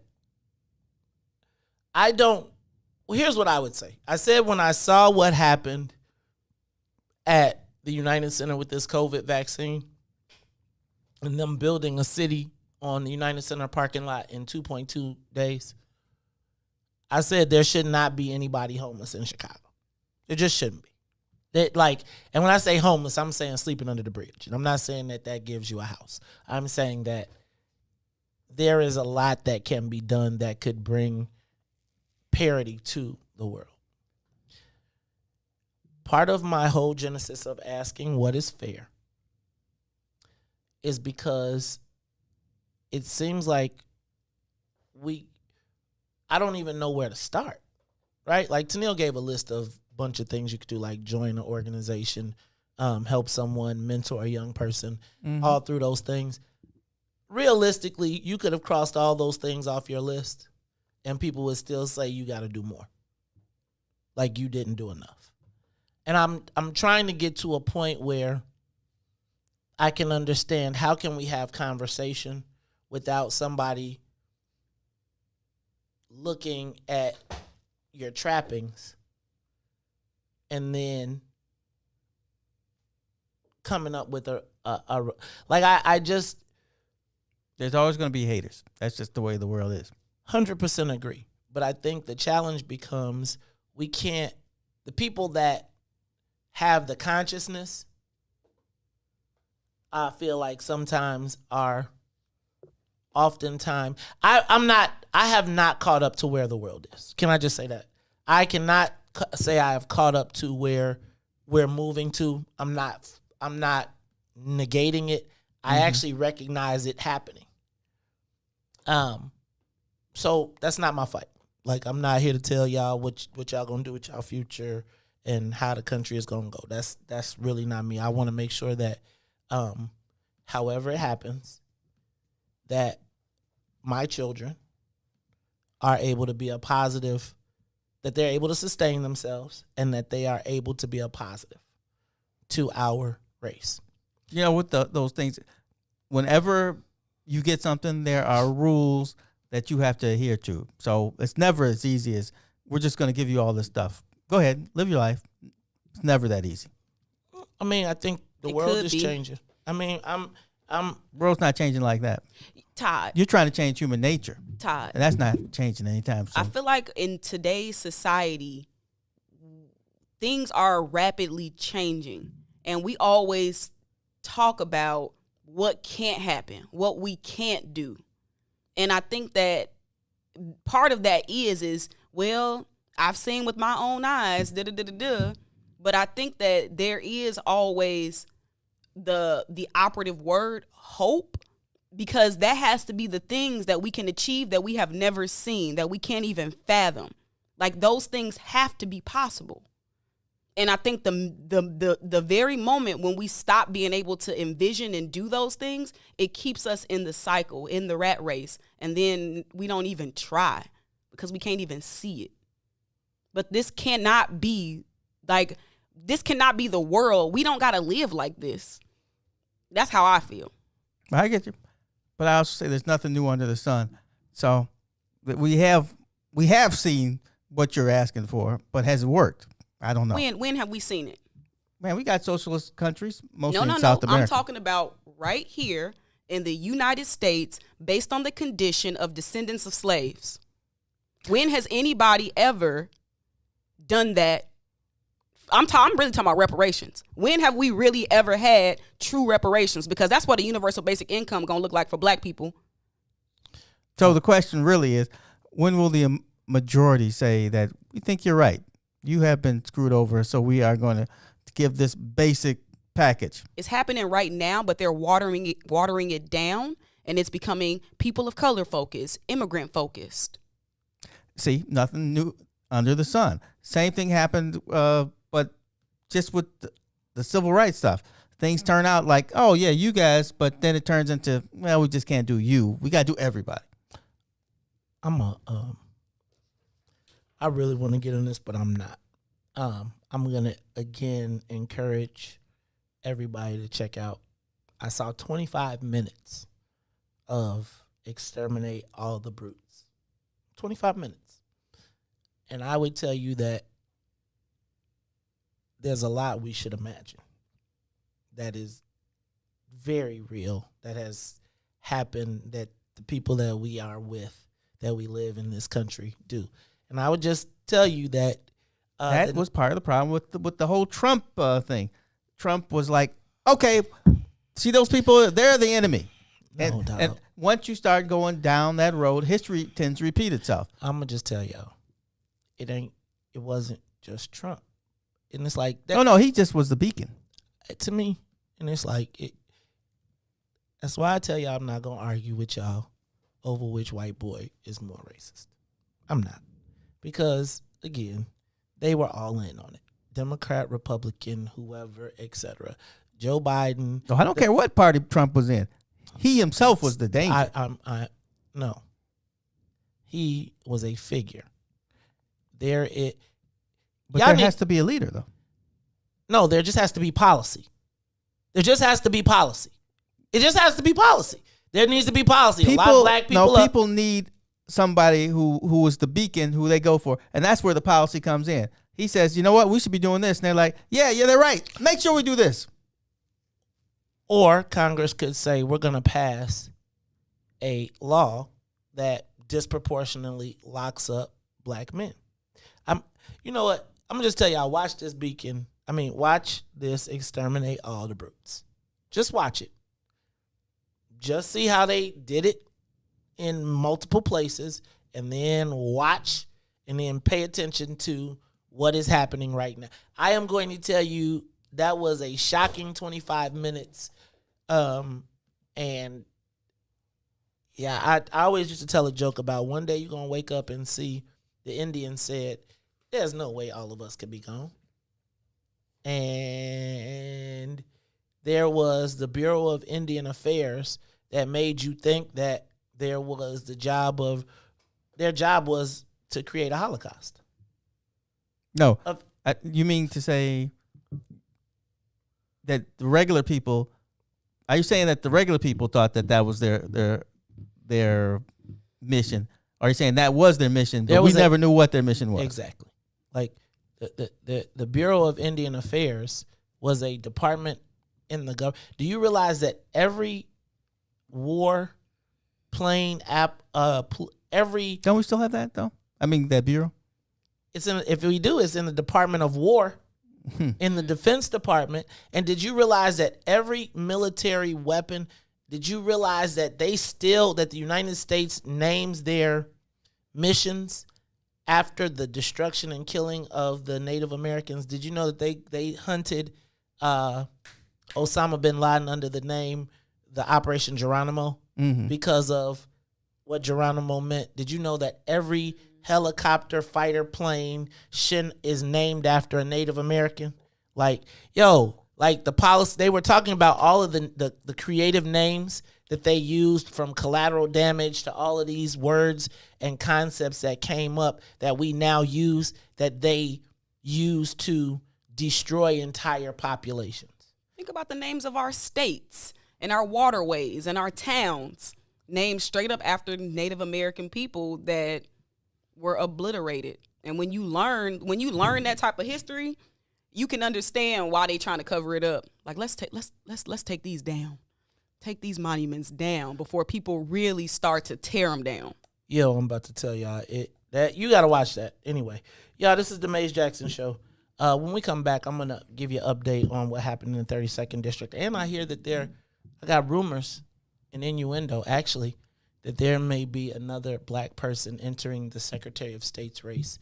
We're going to talk about it all when we come back. And there is a new state representative in the 32nd District to replace State Representative Andre Tapetti. It all went down yesterday. We'll talk about it when we come back. WIFTV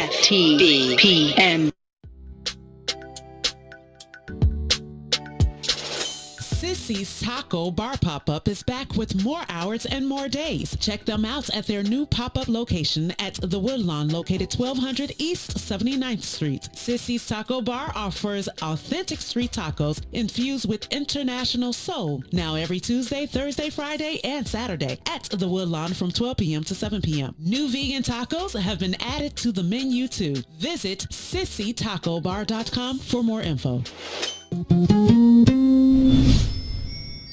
When you got to Kennedy King, so you remember Corey Brown? I definitely remember Corey Brown from Morgan Punch. Yes, sir. Yes, sir. Yeah. Murder, man. So I got it in with y'all one day before a game, and then y'all literally went out and destroyed some people by about 50 at Kennedy King, and I'll never forget, somebody shot a jumper. It came off long, and Corey will tell this story to this day. He says he went up, and I was in the stands. He went up for the rebound, and before he could jump, he said he felt a foot on his head. And it was you, and you caught it. Classic P-Mac, catching it over everybody, putting it back in. He says before he jumped, he felt a foot on his head. And Corey was 6'4", easy. On his head. On his head.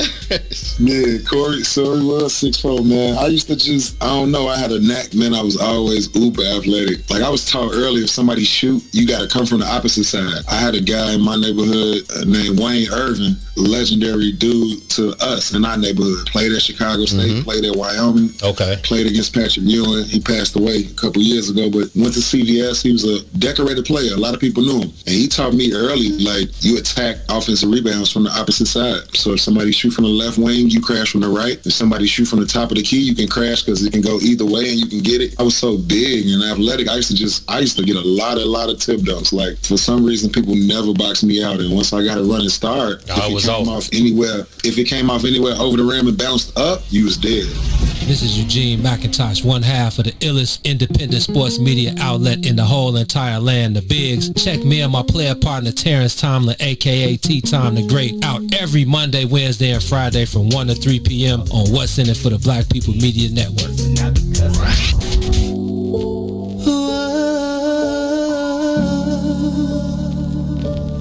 Oh,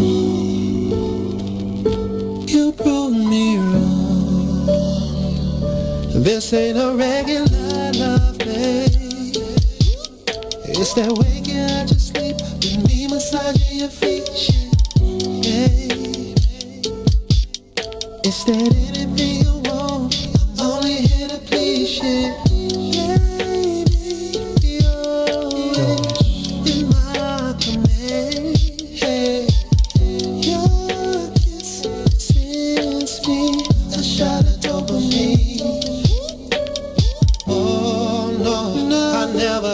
Interest in us until I met you, and I don't know if it's real or is it just a phase I go through, but I feel that it's true.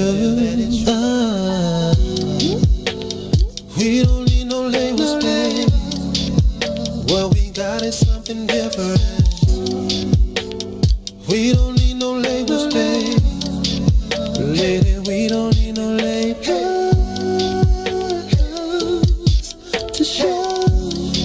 That what we have is something special. For sure, for sure. I don't feel it's a one night stand. You are listening to the Maze Jackson Show. I'm your host, Maze Jackson. On the What's in It for the Black People Media Network. Check us out on Facebook Live on the Maze Jackson page, as well as What's in It for the Black People. You can check us out on YouTube on the Maze Jackson page. Hey, y'all, you can also get us on the TuneIn app. I am the host of the Maze Jackson Show, saying what's up to my man.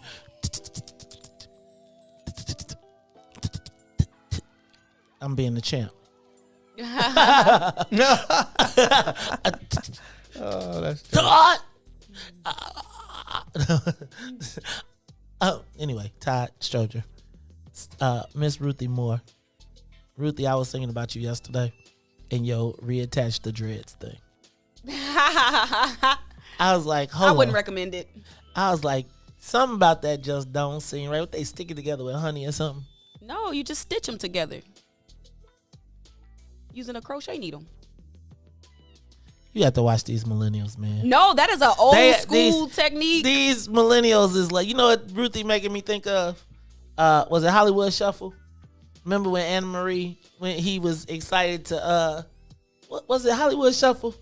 When you start taking everything off? Remember, did you see Hollywood Shuffle? When he was, I used to have the biggest crush on Anna Marie Horsford. Not Horsford.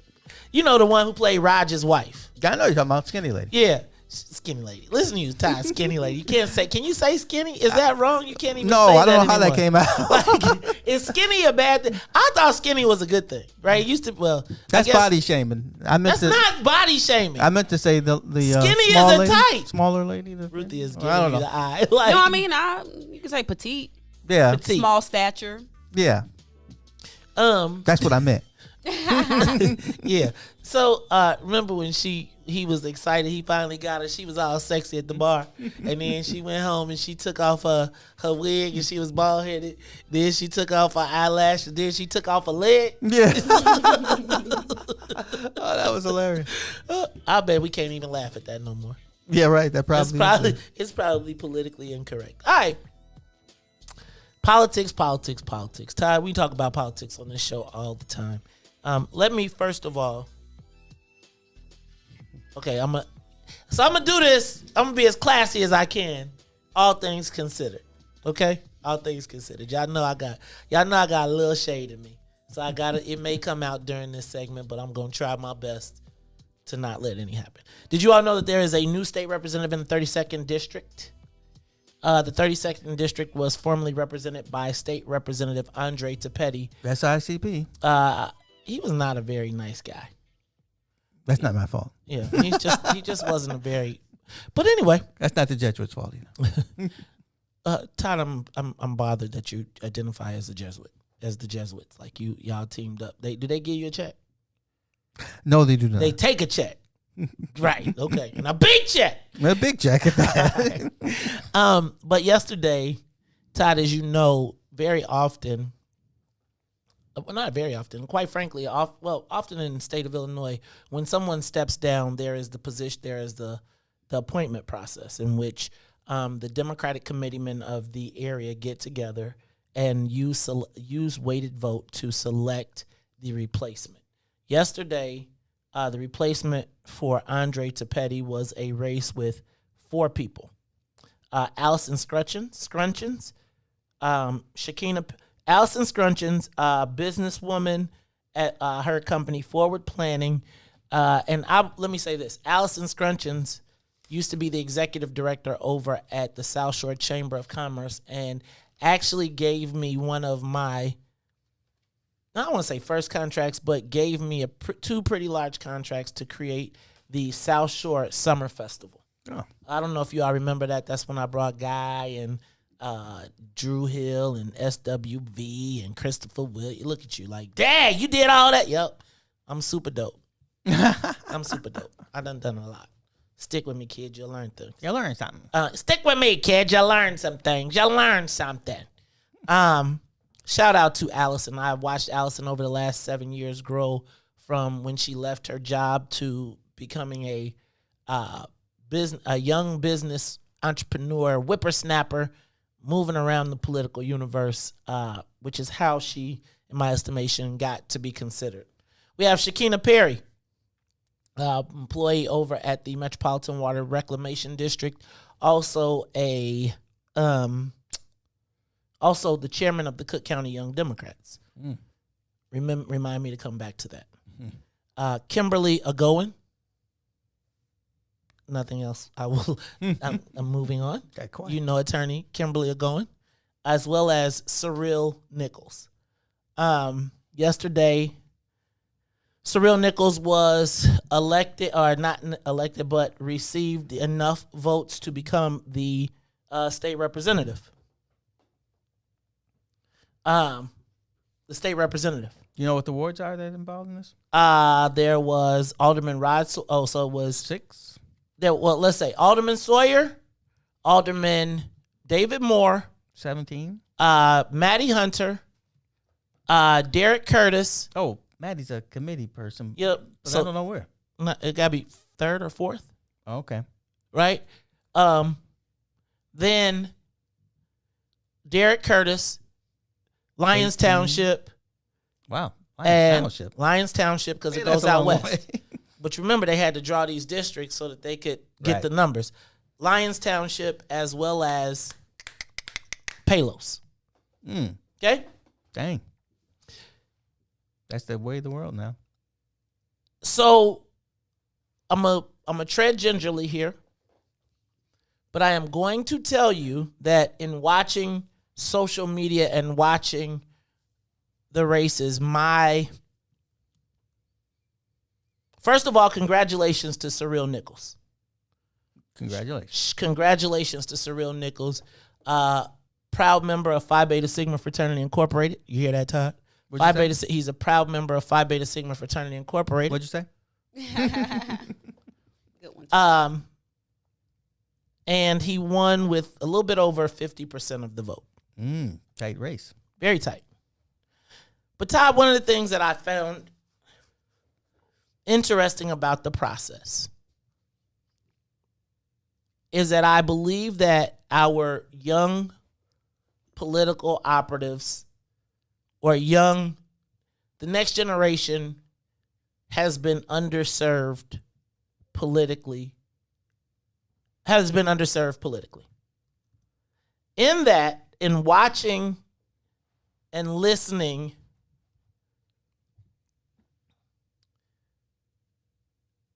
it seemed to me that I was watching Facebook and I was watching social media and I was listening to comments and, different things that were being said. And one of the things that I feel like was missing from this race was the understanding of how this actually works.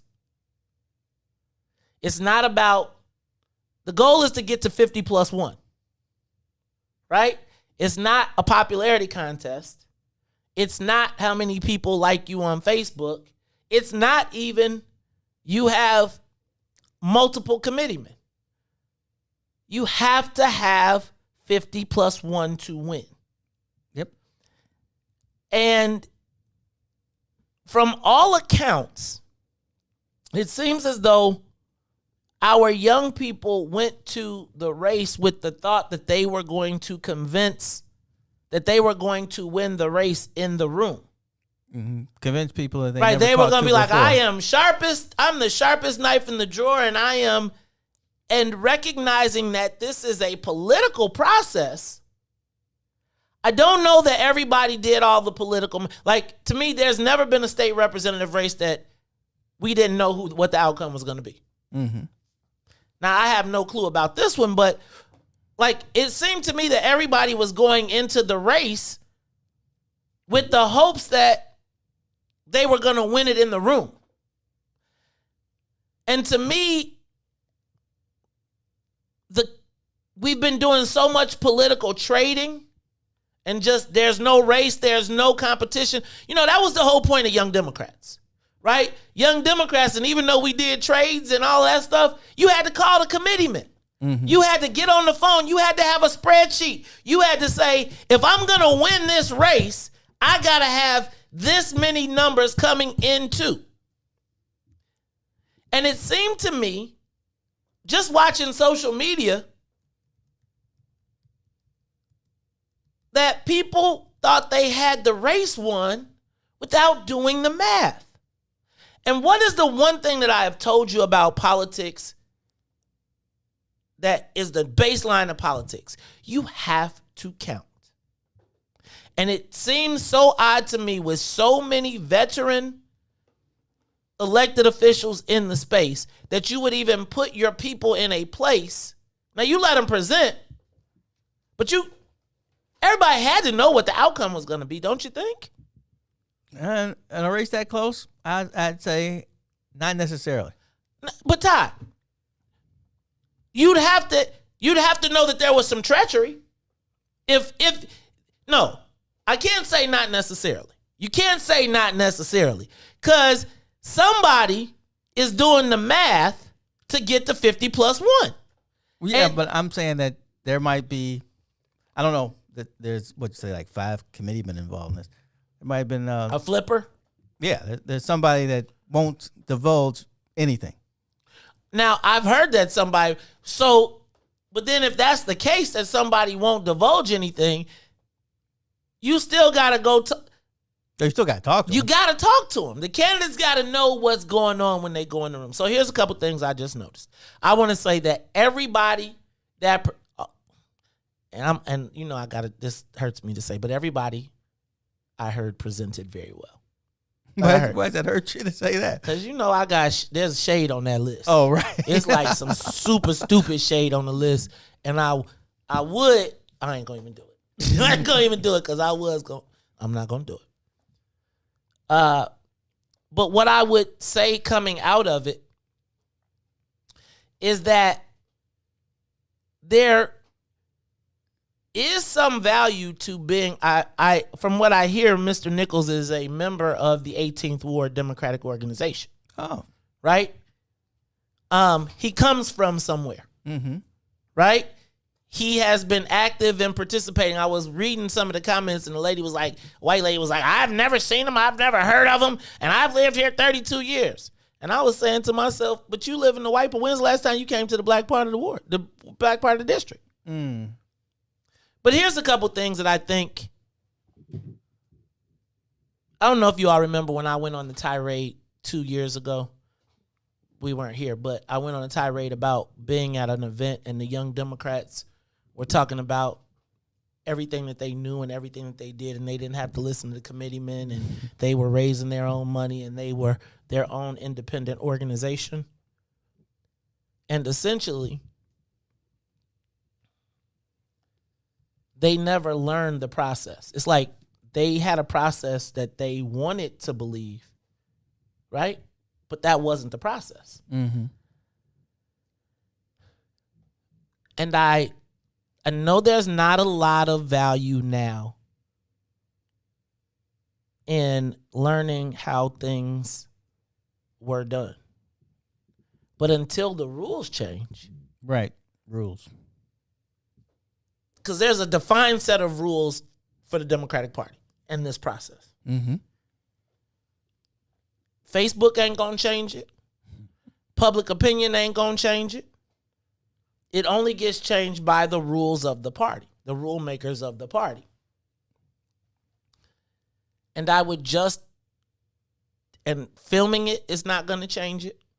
Going Facebook Live from it is not going to change it. Counting is never going to change in politics. Mm-hmm. It's just not. And so I want to encourage all of the people because I think they were all good candidates. But remember, Todd, when I was saying you're the president of the Young Democrats, but you don't come from an organization. But you can't, which is impossible because don't you have to be But chartered? they just give you a letter. All you got to do is go get a letter. Well, they just give you a letter. See You later. say and that's exactly what happened. Kerry Austin gave Ty Craddick a letter. Ty Craddick never went back to a meeting. They never been Became the president of the the Young Democrats and then jumped down with Tony Preckwinkle. Right? And I think they've cheapened the process and essentially set our young people up for failure going forward. Because what we've done is we've taken them from being warriors. Like when we was young Dems, Joe, it was like we met together, but we were also learning the process. Right. You can't be taught the process by somebody who's never gone through the process. Now, when the rules change, then maybe all of that other stuff will work. Yeah, rules are what make. And I'm saying, y'all, I'm not saying that the rules will not change. I am not saying that. But on the path to success, you have to, in my estimation, nothing has changed about that process. It requires hard work. It requires conversation. It requires you to pick up the phone. You can't text, right? It's like because the people you're trying to appeal to are not millennials who are making these decisions. No. So you have to match your strategy to your audience. And the only thing I was just going to say in that space is that our Young Democrats, when I was part of it, was a training ground. And you knew you were going to lose, but you knew up front, so you knew going in. Mm-hmm. But it was your opportunity to put your wares on display, but you knew that the person with the way to vote, and there was no cursing, there was no snapping off, there was no this is some bull. Mm-hmm. Because essentially, you got elected to be a part of this exact process as a committeeman. Right. You got elected to execute this process. Now, if it don't go your way, that's why I tell you about people join the gang. The rules are the rules. Then they get in and be like, I don't want to play by the rules no more because it didn't go my way. Mm-hmm. No, cuz you joined the gang. You are a member of the gang. And sometimes when your people violate the rules of it, they gotta be handled. Mm-hmm. They have to be disciplined. And all I'm suggesting is if you signed up to be a part of the Democratic Party, then you signed up for this process. Period. If you ran to be the committeeman, and the committeemen of all should be able to talk to each other. So I just want to say this to all of the people that ran, to all of our young political operatives who be like, man, May, shut the hell up, right? Man, this ain't the Young Democrats from 20 years ago or 50 years ago. It's fine. But all we want to do is give you the tools to make you be successful going forward. That's all I want for you. Now, Todd, did I tell you that there is, I had an interesting conversation yesterday. I was going to tell you about it, but I'm going to take a quick break, and then we'll be back. It's the Maze Jackson Show. WIFTV PM.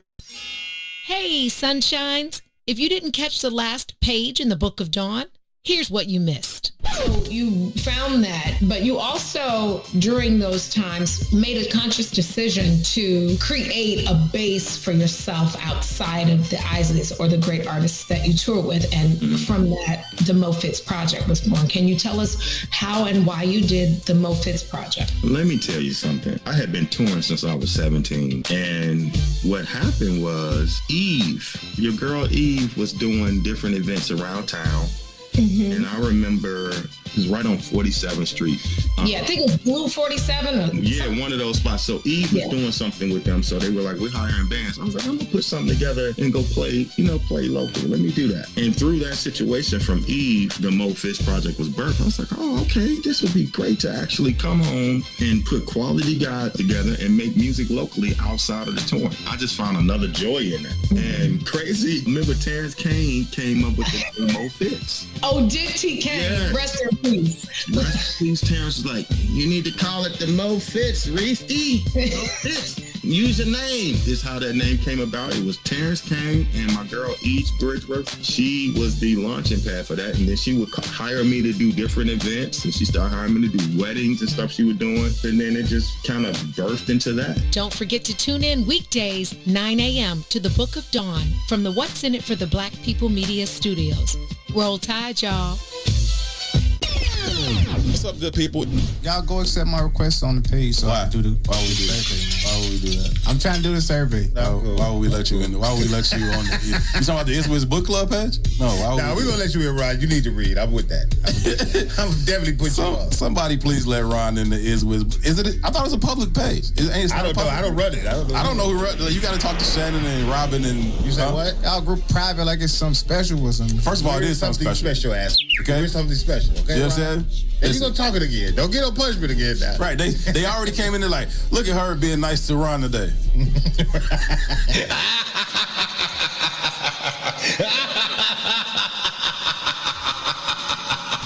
It wasn't gonna last. You always mess. I think Asia came in like, for now, like just for a little while. Just for a little while. Just for a little while. Just for a little while. Somebody let that man in the page. Somebody let that man in the page, Robin. Please let him in. I said what I said. Herb 2, right here on What's in It for the Black People Media.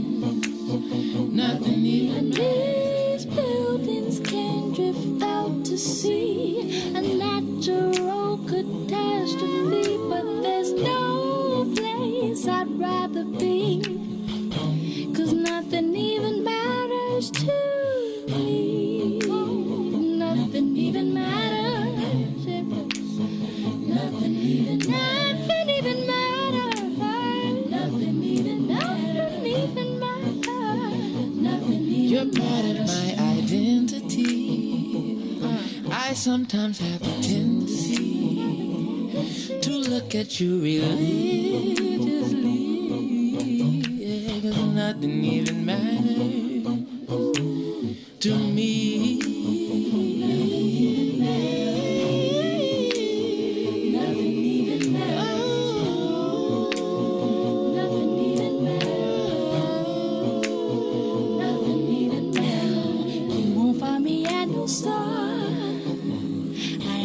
love or manicures. With you it's never either or. 'Cause nothing even matters. Nothing even matters. Nothing even matters at all. Nothing even matters. Now my team could score and make it to the Final Four. Just repossess me 4x4. Yeah, 'cause nothing even matters no more. Nothing even matters, yeah, yeah.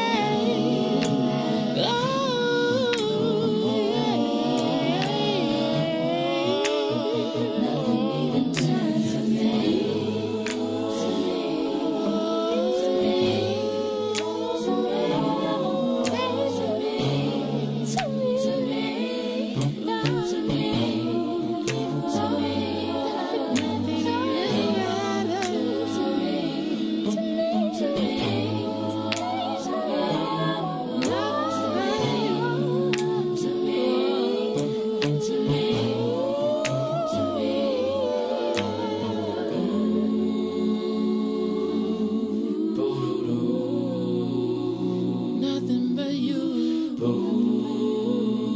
Nothing but you.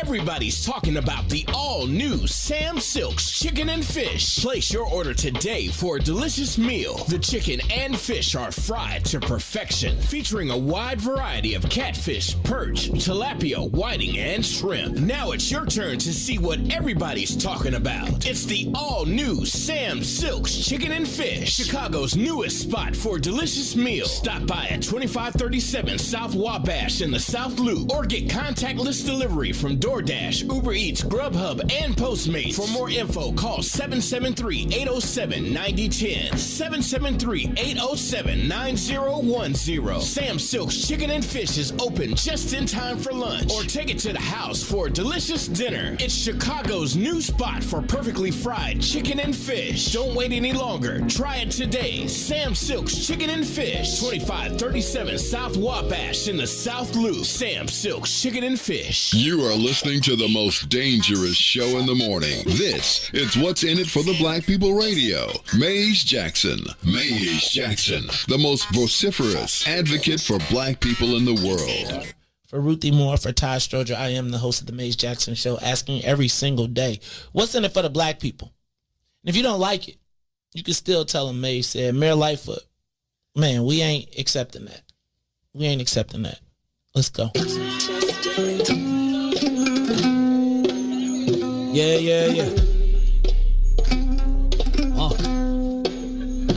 Let's get down to business and go ahead and address the facts, man. Lightfoot seems more lesbian than black. Rahm Emanuel's another case. He was just as tired. 50 closed schools left much to be desired. Police had Anjanette naked on that body cam. They suppressed the footage so it couldn't touch a lot of hands. Reminds me of that 16 shots in that cover up. Both of them similar, so I went and dug it up. George Floyd killed, a lot of riots happened in the town. Southside burned and they wouldn't let them bridges down. Grandmother sick, need a prescription and plus a couple groceries. You gon' have to travel just to get it now. COVID-19 out here shutting all the business down. Not enough SBA loans to even give around. So many failed businesses that you could put them in the pile. If you don't survive the pandemic, it's gon' sit you down. We sing, dance, play ball, entertain, and crack jokes. Government infested black neighborhoods with crack smoke. System that milked us so bad, we got lactose. Still trying to find out what's in it for us black folks. We sing, dance, play ball, entertain, and crack jokes. Government infested black neighborhoods with crack smoke. System that milked us so bad, we got lactose. Still trying to find out what's in it for us black folks. Shout out to Willie Wilson, hope one day you get to send it.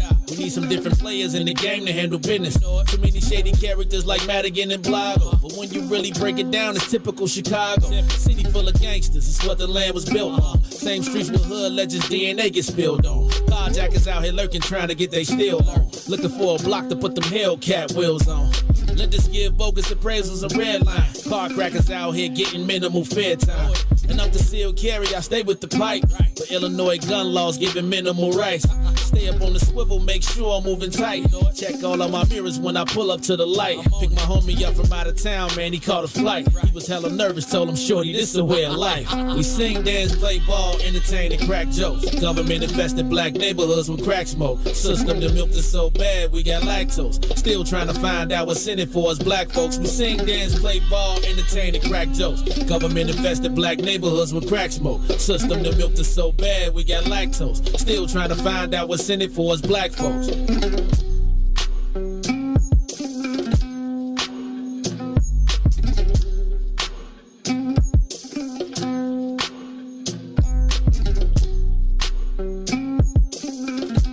You are listening to the Maze Jackson Show. Look at my girl Ruthie.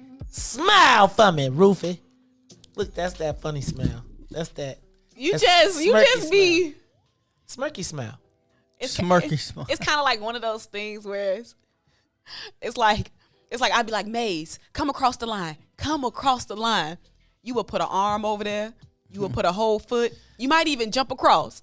But you know, like, I can go back any moment though. Ruthie, it's look.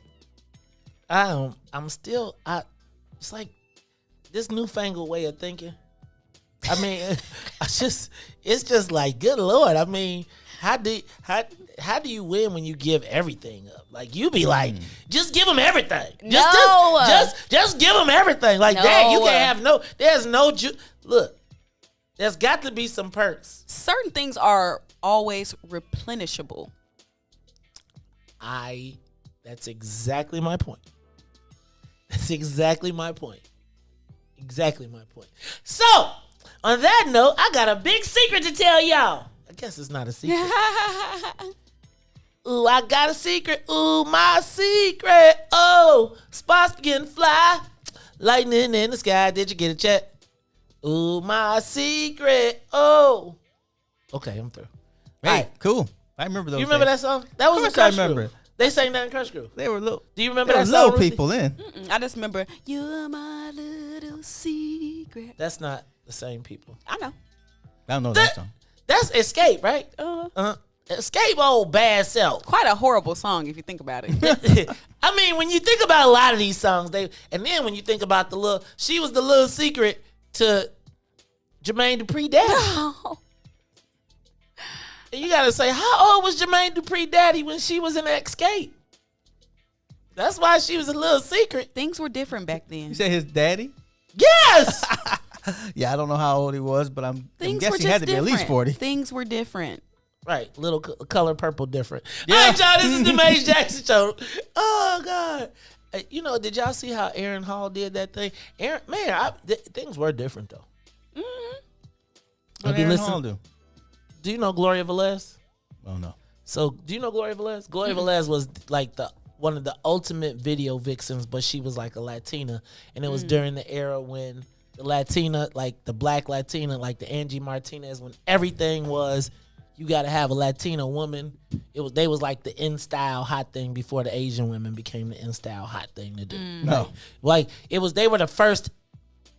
Remember I told you black dudes be excited because that was their first idea of exotic. Was like Uh-huh. so Gloria Velez was 17 years old and she was super. No, Narisha, she messed with JD's daddy too. That's where the fight came. Anyway.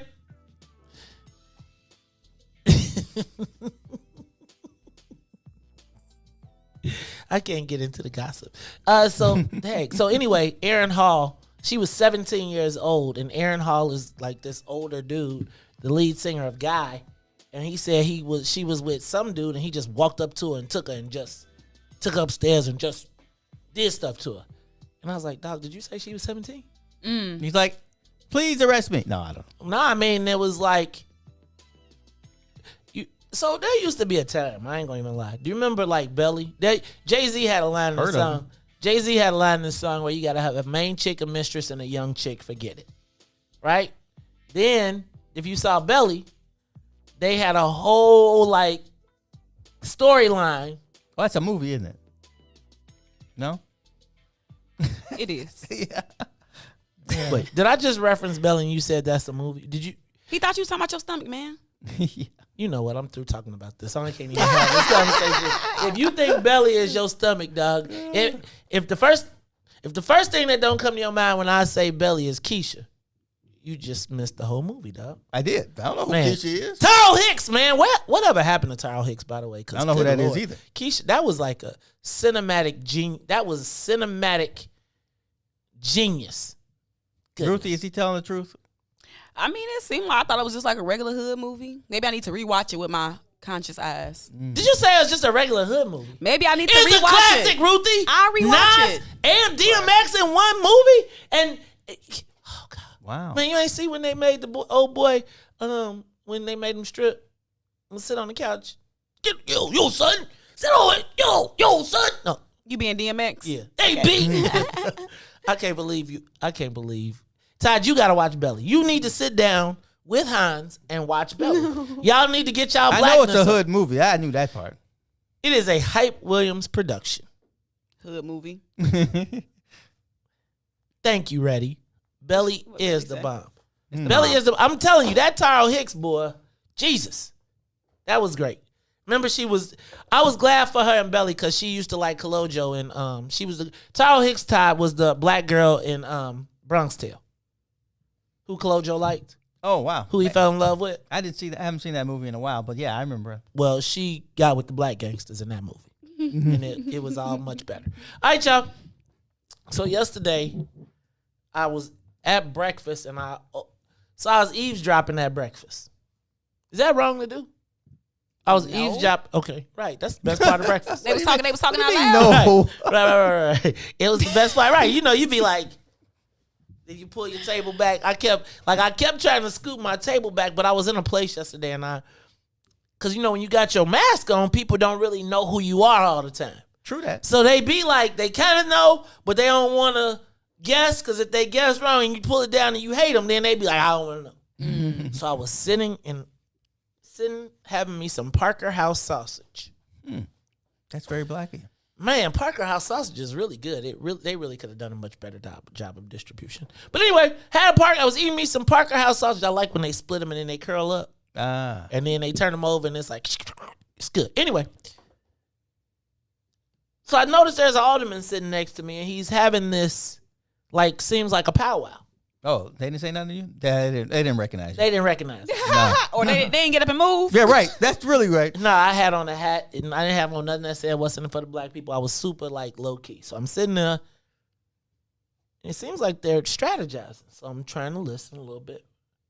And then they say, well, we need a black candidate for Secretary of State. Now, you know, I already get mad when it's a black candidate for Secretary of State and they're not talking about my guy, Alderman Burnett, because I feel like there's a lot of treachery in this, and you know me and my whole loyalty thing. But Alderman Burnett's super loyal. But I'm listening, and I keep saying the black candidate should be him.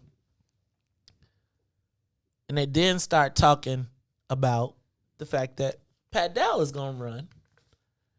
But they didn't spend too much time on that because one person was like, "Well, we already got a black candidate, and it's Pat Dowell and Karen Yarborough stepped down, so that it seems like the field could be clear for a black candidate." And then this guy got a mask on, but his name sounded familiar. I mean, his voice sounded familiar, and I realized it was David Moore. Right? And, man, he starts talking about the Lord and being... Oh, that is David Moore. And being woken. And God telling him that he needed to run. You know, so now I'm trying to scoot a little closer because I'm like, wait a minute. Is he about to, like, then I was like, black people can't never get together. But then I was thinking like, man, David Moore talking about running for Secretary of State. So, you know, I was mad because I'm still like, y'all didn't call my man Alderman Burnett to find out if it's all good. And so I talked to my man and he said, well, I'm not running, Maze. Come on, big dog, please run, please. This is your stuff. Jesse White, JB Pritzker, Maze, I'm not running, brother.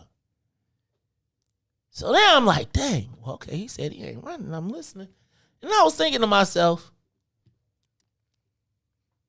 who black is spoke up on black issues? I was thinking the first time I ever heard what's in it for the black people on the floor of city council was David Moore. I remember when they was saying you got to vote for the cannabis and there was the people who was like, I'm not going. David Moore.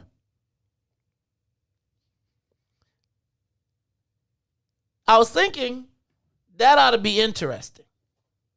So I am hearing rumors that David Moore, now I'm probably going to be in trouble. Now they probably ain't going to never go back to that restaurant. Shout out to this cafe on 75th Street, though. That's pretty dope. You know they got a cafe on 75th in Austin? It's like nice in there, too. 75th. Like straight up nice. Like you go in there, they got like a fireplace on the TV. That's kind of far west for me and Todd. Yeah, right. You crossed the Ryan? Dang.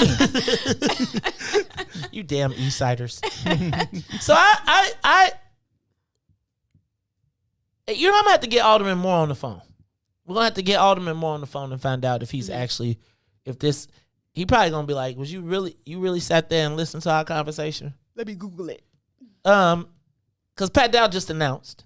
And what I think we don't need to have is two black people in the race. Do you think we need, right? Because then the key is, the key there is, with the two black people in the race, we will be cut out. With one, we have the potential to win. First of all, do you think black people would support a black man for office? Because we know white people ain't. Anyway, right. I'm just you know how we know white people ain't? Because they released a study that said COVID kills black women more than anybody, kills black women 3 times more than white and Asian men. COVID kills more than anybody, then they say, except black men. In really tiny letters. Right. Black men. Yeah. Die. Anyway, David Moore is playing. Here's what we got to do. We got to get Moore and Dow. First of all, we got to find out if Moore is running. Right. Then we got to get Moore and Dow and present them to the people. And we got to play our role in clearing this out. Now, if you all have noticed, I have not called either alderman out of their names. Anybody really lately. Because I really feel like y'all got some explaining to do. And whether, again, Ruthie the ultimate moderator, because everybody running around here talking about, I talk to Ruthie, but I won't talk to you. I care about you. Ruthie, you can have my chair. If Lil Ron don't put no damn water in it. Yeah. You are so shady. So the shade is not the water that was poured in the chair, but the discussion of the water being poured in the chair. That's the shade. You know the art of the shade. I don't. I'm just yes, saying. you do. You are a master of the shade arts. I'll accept that. I knew he wouldn't. That's when you got to put a little. I'll accept that. I am the master. I'm just saying. But Ruthie, you can have my chair. I'll make sure that it's all dry. You don't got no issues. So, yeah, I think we got to play our part. Like, let me ask a question. You think people care enough about the Secretary of State for us to even get involved? I think that black folks need to not just let this go by the wayside, because I think that people are expecting us to just sit it out. Or to be like, I feel like, again, same thing of, Chauncey, did you say excuse me, brother Sadiq, did you say I was the master of shade?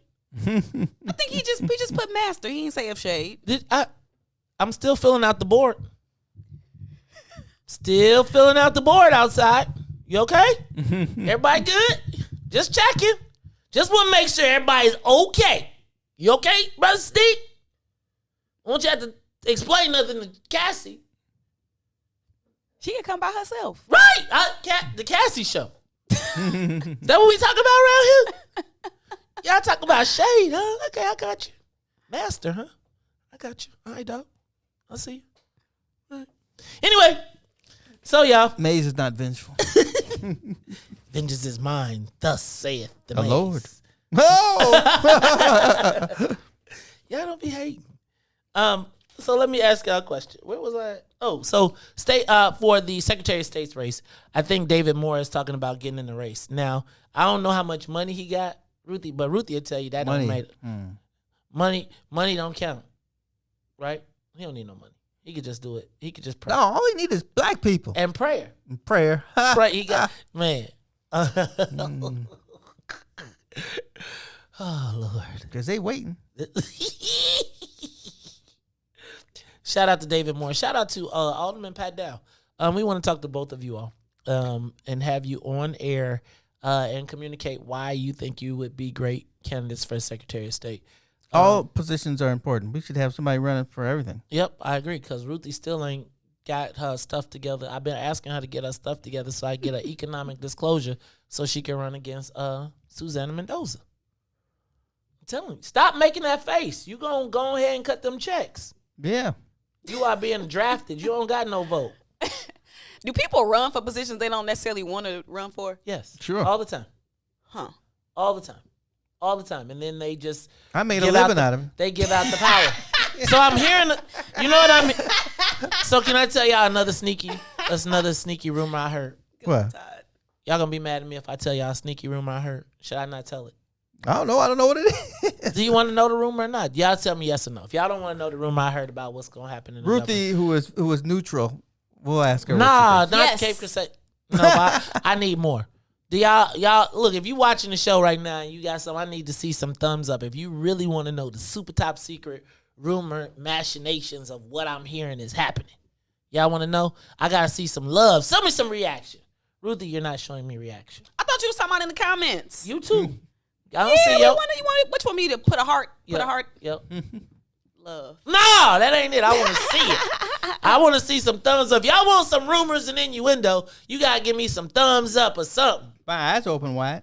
Look, Todd was like, give me my phone. I'm about to give me some thumbs up.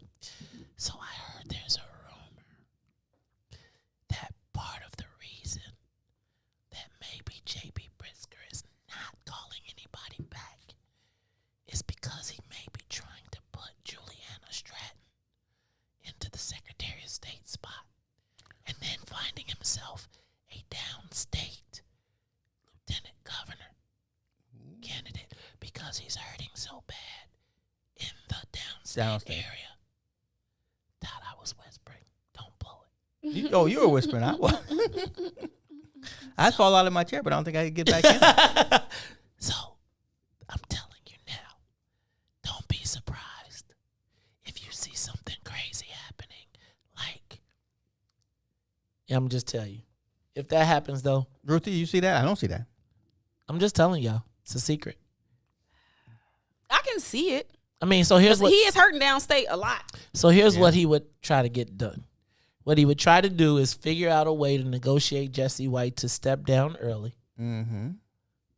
Then he would have the power of appointment. Right. He doesn't need anybody. Mm-hmm. He's already demonstrated he doesn't care he hasn't done anything. He really doesn't have a lot of stick in the city anyway. Right? Mm-hmm. So his campaign in the city is not going to rely on politicians or politicals. It's going to rely on him having a stronger message and media and the ability to overwhelm the system. He didn't win with he didn't use political. They were just a meme. Mm-hmm. Okay? They were just a sidebar. So then what he would do is then move, without shading the lieutenant governor, he could move her to the Secretary of State spot, right? Still have actually more sway over the Secretary of State's office, which has the most jobs and the largest budget. Then go pick him up a downstate candidate that could help him shore up the ranks, because he's got to be concerned about the upstate vote being compromised as well. Right. In the suburbs. So, that's if we're trafficking in rumor and innuendo. But, my rumor and innuendo tends to be kind of accurate. Yeah. Yeah. So, which is why we haven't seen, in my estimation, Jesse White. And I think Jesse White is in a jam because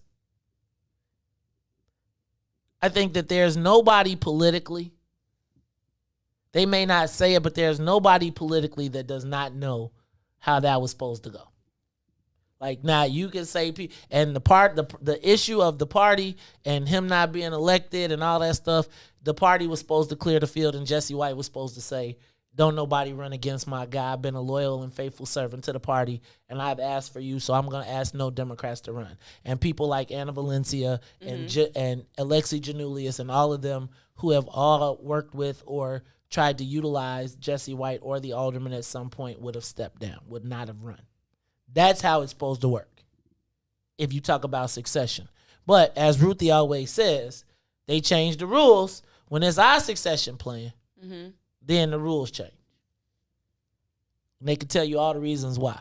And I'm just telling y'all need to remember J.B. Pritzker was the same person. Dag-run, I bet if you went in there and found J.B. Pritzker, if you put in the search J.B. Pritzker and Rod, put in the search, I bet you could find it. And you could hear a clip. I remember J.B. and Rod Blagojevich sitting on the couch talking, having bonbons. You said in they draws. In they draws. I cannot get that image out of my head. But can you imagine seeing? But okay, y'all know y'all daddy. Did y'all daddies walk around the house in they draws? No. Boxers or draws? Well, boxers are draws, but yeah, either one. No. Not you did all that to say no. Okay, well, I'm gonna tell you. If I walk around the house without a shirt, it's gonna be like, what the heck is going on there? That's because nobody don't want to see all that. I'm just saying, if you got young man, there was a time. If your 6-pack is coming back like mine, then people be like, "Go ahead." Well, no, but my point is, put on some pants, Daddy. You know what? So now you might have to say that, but if he decide he want to walk around now with little girls in the house, you probably don't walk around with your drawers. But you found it. Is it short? Yeah, it is short. I think this is. How long is it? 15 seconds. That's about it. Go ahead. All right, Ron Rilla. Of all the African Americans I can think that are sort of like qualified and vetted, and people will say, "Oh, that's a pretty good pick." The one that is least offensive and maybe gets you the most because it gets you that Secretary of State appointment is Jesse White. Maybe we should make a least offensive list of black people that we could submit to J.B. Pritzker that he could consider. Maybe that's what we need to do. All right. So I'm through talking about J.B. Pritzker. Also, I was going to talk. It was almost time for Tell Me Something Good. So we're going to skip over very quickly. But I did think it was important if you go to CBS, if you go to any of the major news sites, and you talk about the COVID kills black women 3 times or more than anybody, you'll find that story is the fact that black women are 3 times more likely to die from COVID complications than white men or Asian men. Now, again, I know that this is subtle, but the headline was black women die more than anybody, except black men. And again, my question becomes, why are black men separated out of that? Because then essentially we die the most. So if that was a story, the story is the people who die the most are black men. That's what you think? All the right, story should be? I found Give it. me. I got to read and analyze it first. Oh, okay. Back to you, Maze. Educated. Well, that's why you got to keep them in the kitchen, man. Oh, Here you go. Kitchen and Here you go. She kitchen and she got some Here shoes on. you go. Stop all these women reading. Who told? What is y'all reading? What's wrong with y'all? That's where around the world here? went to heck? Right. Oh. Ruthie kitchen. That's part of because we do read. That's y'all problem. But you also do know that is why your perspective of the end of days and men and women needing men, it ain't really true. Cause we always gonna be 4 steps ahead of y'all. Go ahead with your go ahead with your turkey basted in. Because you know when it gets down to Maze is but can you fight in the streets? No, that's Urban too. I'm just saying it ain't gotta be you fight. Okay, I'm gonna tell y'all just like this. When y'all watch this, Exterminate the Brutes, then y'all come back and talk to me about the women and all the badassness of it all. Right? When you see them white men standing up there in them Indian suits with they 3 squaws and the 3 squaws looking like, dag, not again. Right? Then y'all be talking about, because they did it. That extermination of the brutes. If I was white people, I wouldn't even let that be on TV. You said, but that, no, I'm telling you. I mean, like the pomp, and it wasn't just one of them. It was all of them. Like it makes the destruction of black men, the black civilization, and the Iceman inheritance look like peanuts. And when you see what they did, like when they talk about, they literally said that these people they came to their land, said this is in Africa. They showing you where Germany went to Africa and launched the concentration camp experiment. How to eliminate a race. How to eliminate a race. And they literally killed everybody until it was like 80,000 left and then pushed them to the desert and let them all starve to death and die. And the parallels of then and now are unbelievable. Like I just was that Margaret Sangster talking directly, and I'm listening to us talk about Planned Parenthood. Like, could you imagine black folks running around quoting Hitler, talking about what Hitler said was good? Yo, you gotta watch that. Listening, they do not deserve to. Negroes. And they was talking about getting rid of they wasn't even just talking about black people. So if you know they was going to get rid of their own, you know what they was going to do to us. This is the Maze Jackson Show. I'm going to stop this because it's time for Tell Me Something Good Friday. This is the Maze Jackson Show. We'll be back. WIIFTBPM WIIFTBP Media's just for you and me.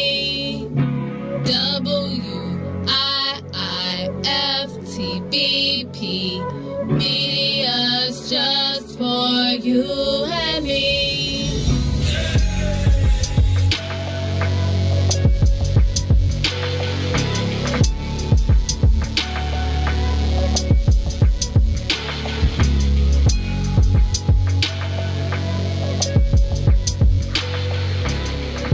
Today we learned that a Kentucky state grand jury found that the officer responsible for killing Breonna Taylor.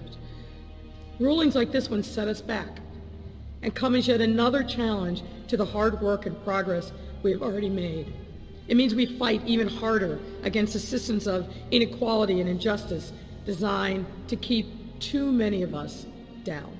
We will and we must continue to say her name. We will and we must continue to demand justice.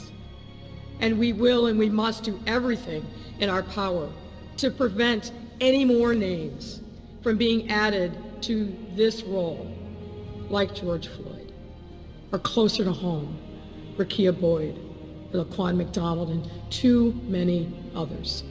I want you to know that I support you and will do everything in my power to protect you.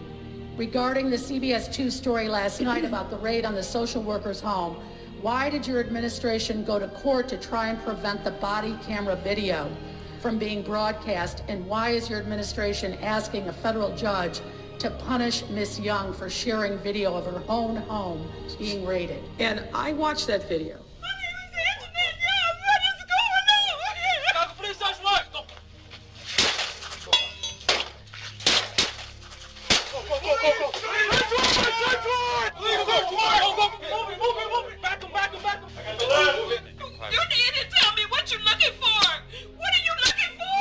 This case was litigated in federal court. The federal judge put in place an order. There's allegations that she has violated that. A federal judge put rules in place. It's for that judge to determine whether or not that was appropriate. I'm not going to sit here and second guess a federal judge or how the information related to that matter was handled. That's for that judge who I know and is very competent and I'm sure will be fair in assessing. Oh my God, this cannot be right. How is this legal? Because the COPA has not yet made a decision in 22 months on this.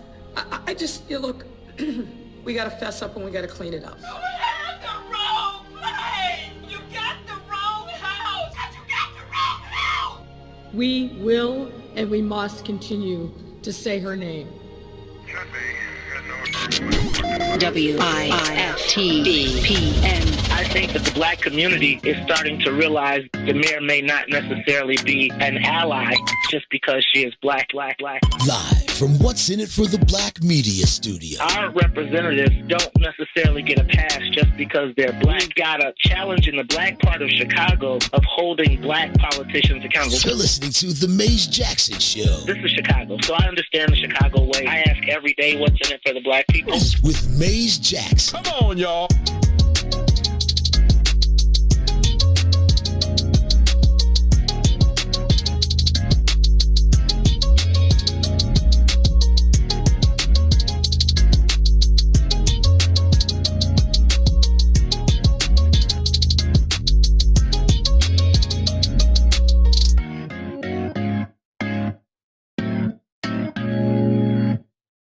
You are listening to the Maze Jackson Show. I'm your host, Maze Jackson. Got my co-host, Todd, Stroger. Ruthie Moore is in here telling us we right, but. And see, Ruthie, this is a death by 1,000 cuts.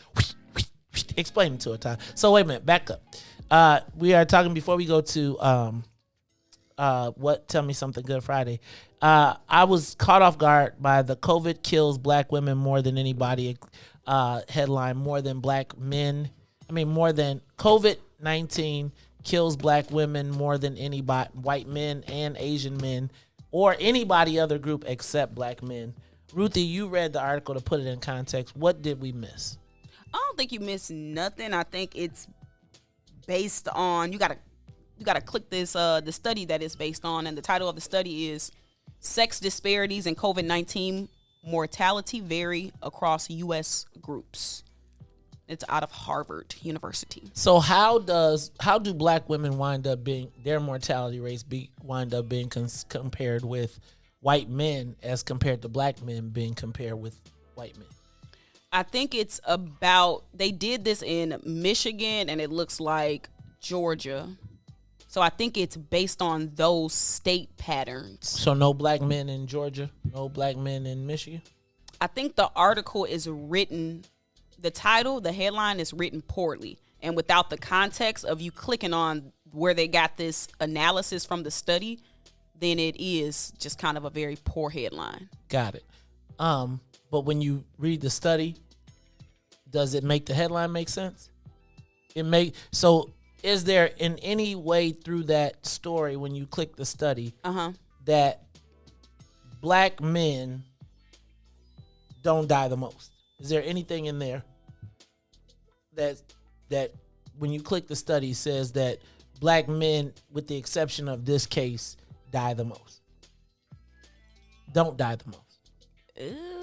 Not necessarily. So I'm not bugging out, right? This is not a black woman versus black men thing. Mm-mm.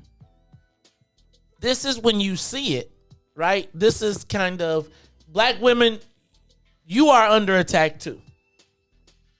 But for the attack to be ultimately successful, and I'm going to tell you, please watch Exterminate the Brutes, there needs to be a lack of opportunity to defend or to procreate with black men. When y'all see them white men standing over them Indian squaws dressed up like men, and the squaws looking like, dag, this dude I'm not really a happy wife here, but I'm married to this white man. It just all, y'all, they have been mastering this for years, and it looks like devilish? No, it looks innocuous. It looks innocuous. You mean like it's all right? Everything's Yeah, okay? it's like, oh, you're supposed, and then the next thing you know, everybody gone. Everybody is gone. All right, I'm through. I am now moving on to tell me something good. Wow, wow. Tell me something. Tell me that you love me. Yeah. All right, y'all. Tell me something good Friday. It is time. Can somebody tell me something good? I'm going to start with Ruth and Mo. Ruthie, you better. I got something real good for you. Something good is hallelujah bad. I'm gonna tell you. Can I just say, the Lord blessed you real good this week. If you was at church, you'll have a testimony. What? I got a test. Yeah, Monday. Yes, ma'am. I'm glad you back. Yeah. Oh, yes. But that's all. That's not. We ain't gonna talk about it. But I mean, you know what I'm saying. Like, I am super happy that you came back to us. Yeah. Because Ruthie went to the jungles on us. She touched down on the plane. I was on the East Coast. Ruth, let me tell you what Ruthie did. Ruthie came here. She came back from vacation. Came in here one day and was like, I'm going back on vacation. She was like, y'all, it's cold and I done came back from vacation. Y'all still ain't turned the heat on. And I'm gone. And I was on the phone like, Ruthie, please come back. No, Please, it wasn't like it wasn't like that. Ruthie, don't. It was more like, I think I got the sniffles. I was like, Ruthie, come back. Ruthie's going to Bolivia. Right. We was like, around this mug though, if like a mug around here cough. You better not sneeze. You better not cough. Right. Mugs be like, I gotta go outside. You better not even blow your nose. Right. Are you stuffy? Because people gonna look at you and be crazy. like, Corona. They gonna look at you not karate, but crazy. Ruthie Moore. So Ruthie Morris tell me something good. I'm gonna tell you the other thing. Ruthie Morris tell me something good. It's gonna be that she's gonna be running she's going to be leading the youth movement for somebody's campaign. And I was saying, man, if they get Ruthie, they're going to have to pay her a lot of money because, Ruthie she's like a consultant. Is that Lil Ron? Wait, so is that Big Lil Ron? Big Lil Ron is on watching and Ron, like, look. Ron Daddy. Daddy Ron. He said, this all a barbecue y'all giving. I came all this way for 2 chicken bones. Your daddy was mad at them small plates. Ruthie ran to go find him a plate, though. Look, she knew what time it was. Ruthie was like, is that transmission oil I smell? And I was like, you go to, but you see Big Ron. When the men speak. See? He came here to tell y'all gonna quit picking on my son. He came in the door looking for you, Maze. He was looking for Herb. He wasn't looking for me. He was looking for all y'all. He wasn't looking for me. Ron Daddy said, where they at? And Ruthie was like, over there. I said, Maze, Ron Daddy looking for you. Oh, my God. Hey, I'm going to tell y'all, though, check, if you ever at 95th, and no, I'm telling you, if you ever at 95th and you go into the, to the Secretary of State's office, at least until Jesse White sell us out. See Lil Ron Daddy. Cause I'm telling you, he run the whole joint. Like, I'm telling you. His daddy, like, I walked up, his dad was like, sir, Mr. Jack. I mean, he came outside. I was like, dang, I was walking past, and it was kind of like, hey, dog, could you go easy on get me past these people? Cause they will whoop. Black folks be looking at you. I've been standing in this line. I don't care who your mama is, right? They be looking at you like, where you think you're going? Your dad's at 99th and King? Yep. Oh. Yeah. And he got juice. I used to work there back in the day. You had a job? No, that was a summer job. Oh. No. Todd. But I worked all over. I worked in license plates. Todd I worked in driver's license. Todd, let me explain to you. I worked at the information counter. Mm-hmm. Yep. Todd was during the cloud era. Everybody had to work. Have you ever been in a driver's license facility? Everybody's got to work. Yes, always a bad experience. Ruthie, well, that should never ever be the case. Oh my goodness! I would tell pops. No, it don't even got to be your pops. Let me tell you, if you ever got to go to the Secretary of State's office, Ron's dad is the man. I ain't going in front.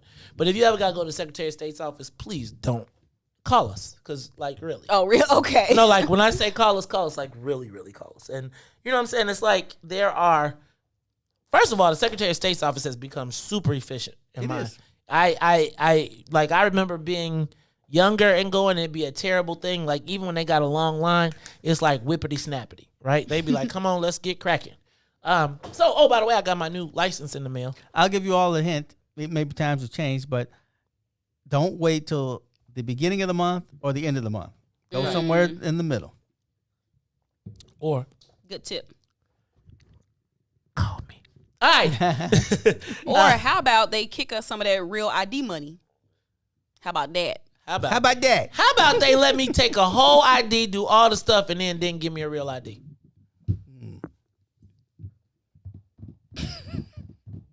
Like all of that, and I did not. Hold on, this is the mayor. Hold on, I have the mayor of Robbins on the phone line, and he's gonna say something to me, and he's gonna be talking on the radio. Hello, Mr. Mayor, how are you, sir? Hello, Mr. Mayor. We can actually hear you. Well, you know we can hear you, Mr. Mayor. Everybody's talking. You're live on the air now, sir.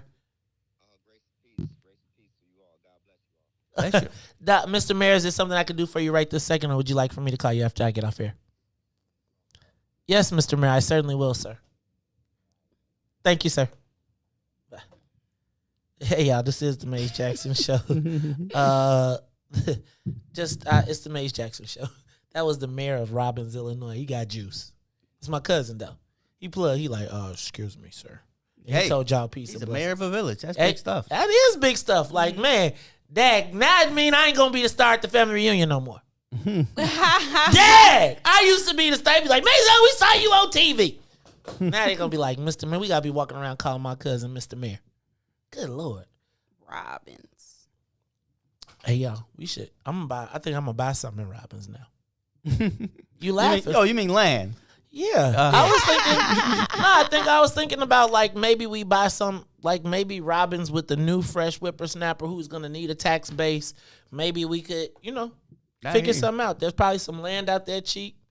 We don't have to drive all the way to Pembroke. Right? You know what I'm saying? Something to that. Something to it. I'm just saying. Hey, and don't make me talk about the.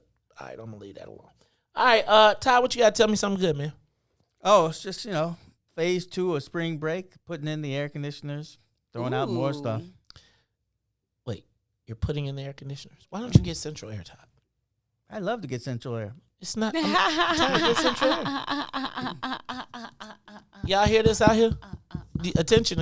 If I get central air, I'll be like, transfer. if you get central air, Hans is never leaving. Right? Y'all gonna be out of that. The second y'all get the central air and it's gonna be gone. All right, so you doing some cleaning and what else you got going on? That's it? That's it for the week. No movie? All right, so I want to encourage you. That's right. I'm getting together with 3 friends. We're gonna talk about old Getting times. together all your friends? Nice. 3 Who's in the group? I caught that. Who's in the group? None of your business. Whoa! No, Tell them, Todd. Some county people. Frank Bass. What up, Frank? Yeah, Frank's the leader. He's the leader. He'll get everybody together. He get y'all together? Mm-hmm. Is there a wait? Let me stop. I'm crazy. Don't let him take you down the abyss. I don't know where he was going with that. Yes, you did. Down the abyss. All right, y'all. Lil Ron. Lero.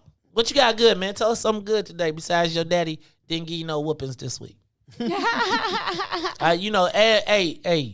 Hey, Big Lil Ron. Let me tell you something, man. Uh-oh. Big Lil Ron. Dudes be coming up in here with plates, right? You came in, I'm just saying. You came to my joint, you got a plate. It was only a couple ribs, couple chicken wings. I'm cool. But you had a plate, right? So, Ron come up in here heating big-ass plates up, a big chunks of barbecue, and ain't brought me nothing. Right? You know what I'm saying? Like, big-ass plates, too. I'm talking about he ain't offer. I'll be like, what kind of home training is this? I'm like, dang, Big Ron, Big Lil Ron, you ain't teaching man to chef. Dude around here heating up stuff, smacking. Got barbecue sauce on my walls. He ain't ask if you wanted none. Not even. See? Capitalism. It's a mother. Or it could be hunger. No. It's hunger. It's all good. It's 28. It's all 28, it's all 29. good. He is what he is. He'll grow up. It's all good. I came around. You don't even eat everybody cooking. I dropped a couple hits. He didn't even say, would you like a rib? Would you like a piece of chicken? Nothing. Nothing. Nope, not at all. So, Leron. What you got to tell us good besides you eat good around this mug and we ain't getting them? I bet you TT done. I bet you TT could get some. Hey, TT. And I'm just telling y'all now, both of y'all. Both of y'all. I hope none of that was on my ticket yesterday. Don't submit me no bill for your extra overtime stay tomorrow. If I'm telling you now, I'm not paying no bills for no overtime. I ain't got them. I was here an extra hour and a half. Was you working on behalf of the station? Right. Who did you? I was just gonna say who. Did you get that authorized? I'm just saying, cause then then the next thing it'd be on Friday. Be like I gotta. Not only do I gotta pay you for your show, right? I gotta pay you to put you on air, right? I gotta come. Wait, you mean I gave you a show and I gotta pay for that too? Well, I had to pay to be my own board out. That is Ruthie. That is me not deficit spending. That is a perception because the reward is much greater. It's an investment. For who? It's an investment. For who? It's an investment. And who? No, and who? It's an investment. I got you. There that capitalism go. It's an investment. It's the investment when it's somebody else's money. You know, it's funny because nothing gets you more like perked up, excited, worked up than when we start talking about dollars and cents. No, I would tell you what gets me even more perked up is people. Man.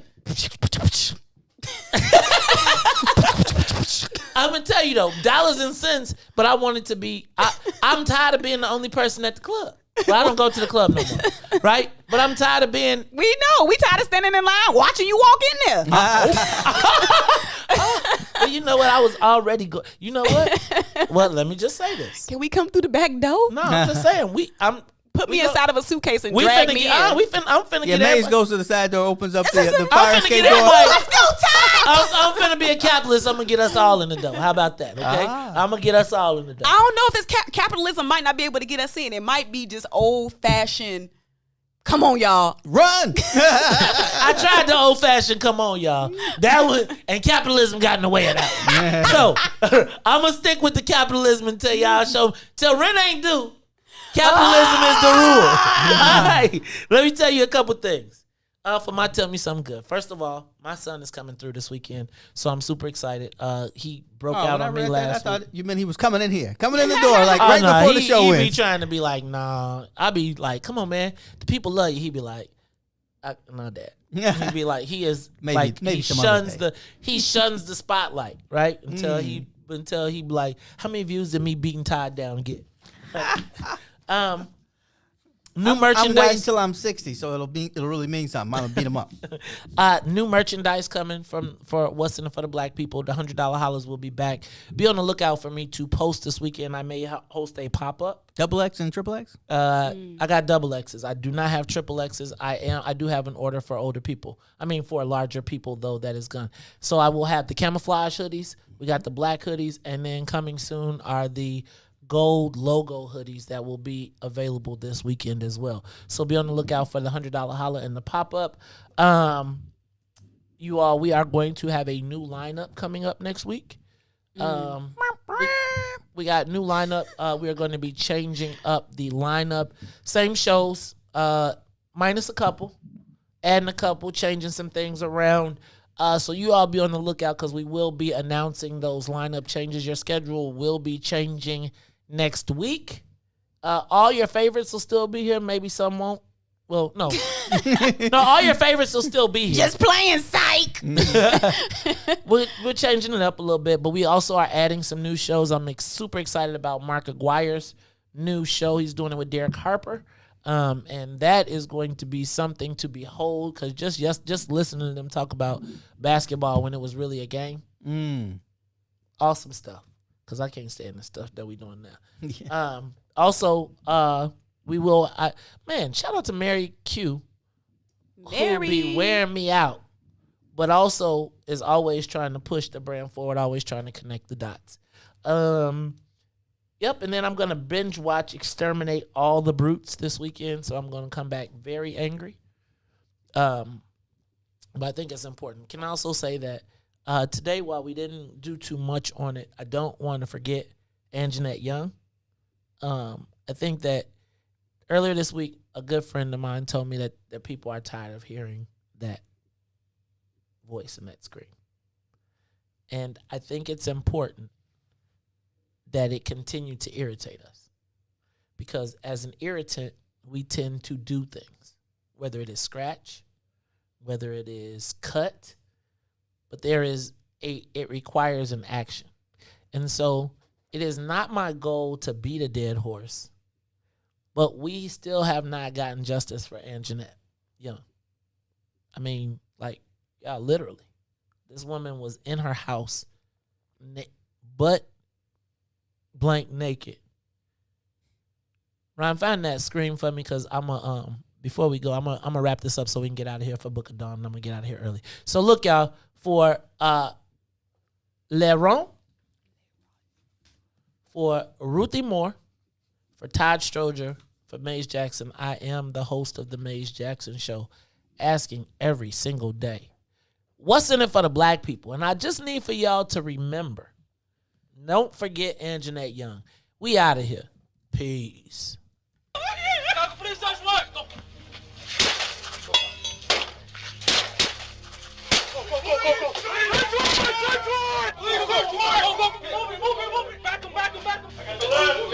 You need to tell me what you're looking for. What are you looking for? Now, this case was litigated in federal court. The federal judge put in place an order. There's allegations that she has violated that. A federal judge put rules in place. It's for that judge to determine whether or not that was appropriate. I'm not going to sit here and second guess a federal judge or how the information related to that matter was handled. That's for that judge, who I know and is very competent, and I'm sure will be fair in assessing. Oh my God, this cannot be right. How is this legal? Because the COPA has not yet made a decision in 22 months on this. I just, look, we got to fess up and we got to clean it up. You have the wrong place. You got the wrong house. You got the wrong house. We will and we must continue to say her name. Jesse, no verbal